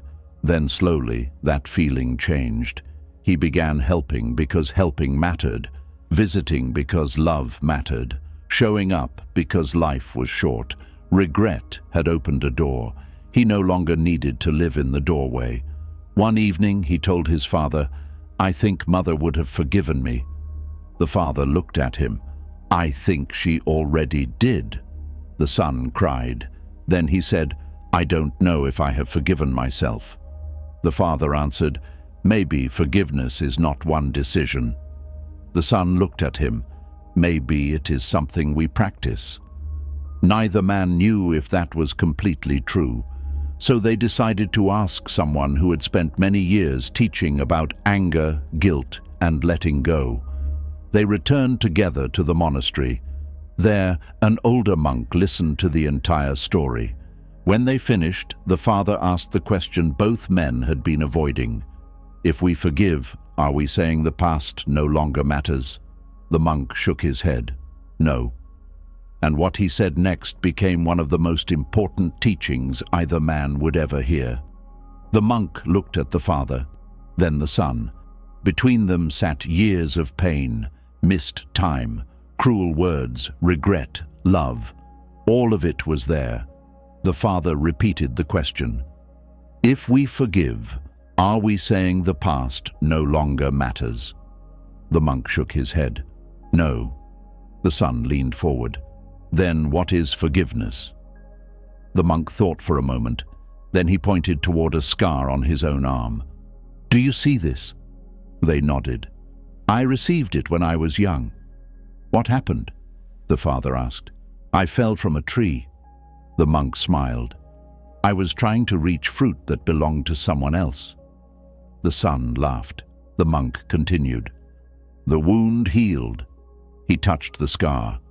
Did healing make the fall disappear? No. Did it mean falling was good? No. Did the scar forget what happened? No. The monk nodded. Forgiveness can be like this. The father looked at his son. The monk said, the wound can close without the past becoming false. That sentence settled between them. Forgiveness does not erase. It changes the way we carry. This matters because many people refuse forgiveness for the wrong reason. They think forgiveness means saying, it was fine. It did not hurt. You did nothing wrong. Come close again immediately. I trust you exactly as before. But none of these things are required. Buddhist compassion is not blindness.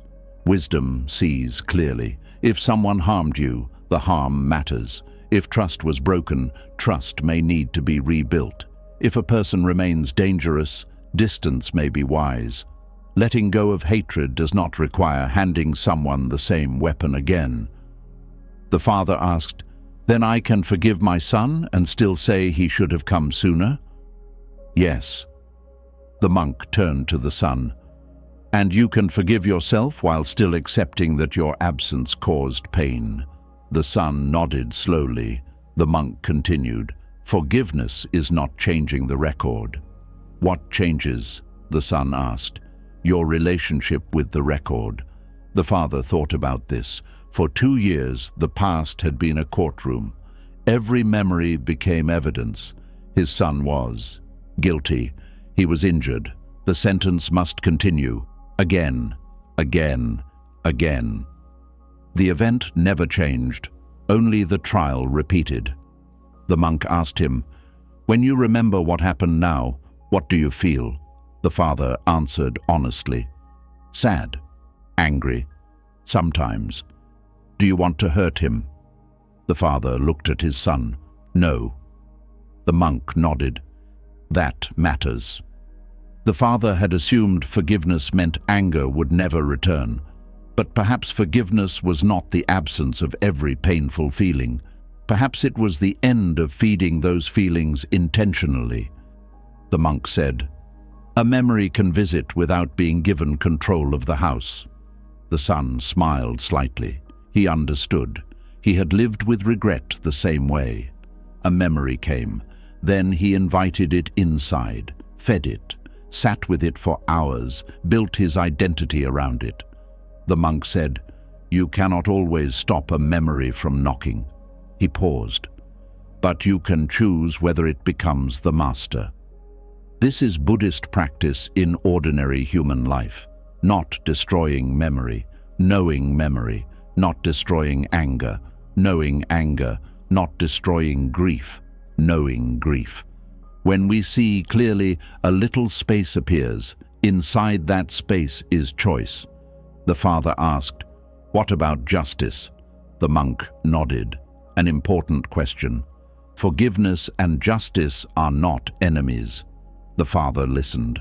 If someone steals, returning what was taken may still matter. Yes. If someone harms another, boundaries may still matter. Yes. If trust was broken, consequences may still matter. The monk looked at both men. But justice does not require hatred. This can be hard to believe. We often think anger proves seriousness. If I stop hating, perhaps I have stopped caring about what is right. But Buddhist teachings ask whether hatred actually makes the mind clearer. Often it does the opposite. It makes us want not only correction, but suffering. We stop asking what would prevent harm. We begin asking, how can they hurt as much as I hurt? The monk said, justice asks what should happen now. He paused. Hatred asks how long another person should burn. The son lowered his eyes. He had done that to himself. He believed his own suffering was justice. The monk turned toward him. You have accepted responsibility? Yes. You apologized? Yes. You changed your actions? I am trying. Then continue. The son waited. You do not honor your mother by destroying the life she gave you. The son closed his eyes. The sentence broke something open. For 2 years he had believed guilt was a form of loyalty. Now he saw another possibility. His mother had loved him. Perhaps living well could honor her more than suffering endlessly. The father reached over and placed a hand on his son's shoulder. It was a small movement, but both men felt it. The monk noticed. Forgiveness often begins before the mind finds the perfect words. The father asked, How do I know when I have truly forgiven? The monk smiled. Perhaps stop measuring it. The young monk who had once chased enlightenment would have understood that answer. The father laughed. So there is no final moment? There may be. The monk shrugged. But sometimes forgiveness happens many times. He explained. You forgive today. Tomorrow, an old memory returns. You feel hurt. You choose again not to feed hatred. A month later, another memory comes. You choose again. This does not mean the first forgiveness was false. It means the mind has many layers. Healing may touch them one at a time. The father looked relieved. He had been waiting to feel completely clean. Nothing. No anger, no sadness, no disappointment. But that expectation had become another form of perfection. The broken bowl had already taught them better. A healed thing can still have a line where it broke. The monk said, The scar is not proof that healing failed. The father nodded. It is proof something happened, and that the body continued. The son looked at his father. I am sorry. The father had heard the words before. This time, he did not ask them to do impossible work. They could not restore his wife. They could not erase lonely months. They could not create another past. They could only meet this moment. The father answered, I know. Then, after a long silence, I forgive you. The son cried. The father did too, but the father was not finished. And I am sorry for what I said when she died. The son looked at him. I know. I wanted to hurt you. I know. Can you forgive me? The son looked at his father for a long time. Then he nodded. Yes. Nothing outside changed. The mother was still gone. The years apart remained years apart. The painful sentences remained part of their history. Yet the room felt different. Why? Because the past was no longer being asked to create another wound in the present. This is forgiveness, not erasing, not pretending, not becoming foolish. It is deciding that pain has already taken enough. It does not need tomorrow, too. The father and son returned home together. Their relationship was not perfect. Some conversations were still difficult. Some memories still hurt. But now pain could be spoken without becoming a weapon. That was new. That was enough. Months later, an old woman heard their story. She had a different problem. She was not holding anger against anyone. She was holding something else. Food, coins, clothes, medicine, everything. She saved constantly, for sickness, for famine, for a terrible tomorrow that might come. Her cupboards were full. Her life was waiting. She kept saying she would enjoy things later when she finally felt safe. But safety never arrived. And one morning she would discover that while she had been saving everything for tomorrow, tomorrow had quietly been taking today away. And maybe that is what all 30 stories were really trying to show us. The beggar wanted more. The king feared losing everything. The angry man carried fire. The grieving mother searched for a house without death. The thief believed his past was who he was. The monk chased enlightenment. The father and son discovered that forgiveness does not erase what happened. Different lives, different suffering, the same human mind. We hold on, we compare, we fear, we regret, we chase what is leaving and resist what has already arrived. And Buddhism keeps bringing us back to one simple place. See clearly, hold gently, let go when it is time. Before you leave, tell me in the comments, which story felt as if it was speaking directly to your life, and what did it make you realize? Someone reading your answer may need the lesson you found. And if these stories helped you see life a little differently, subscribe and stay with us. There are still many Buddhist stories waiting to meet you exactly where you are.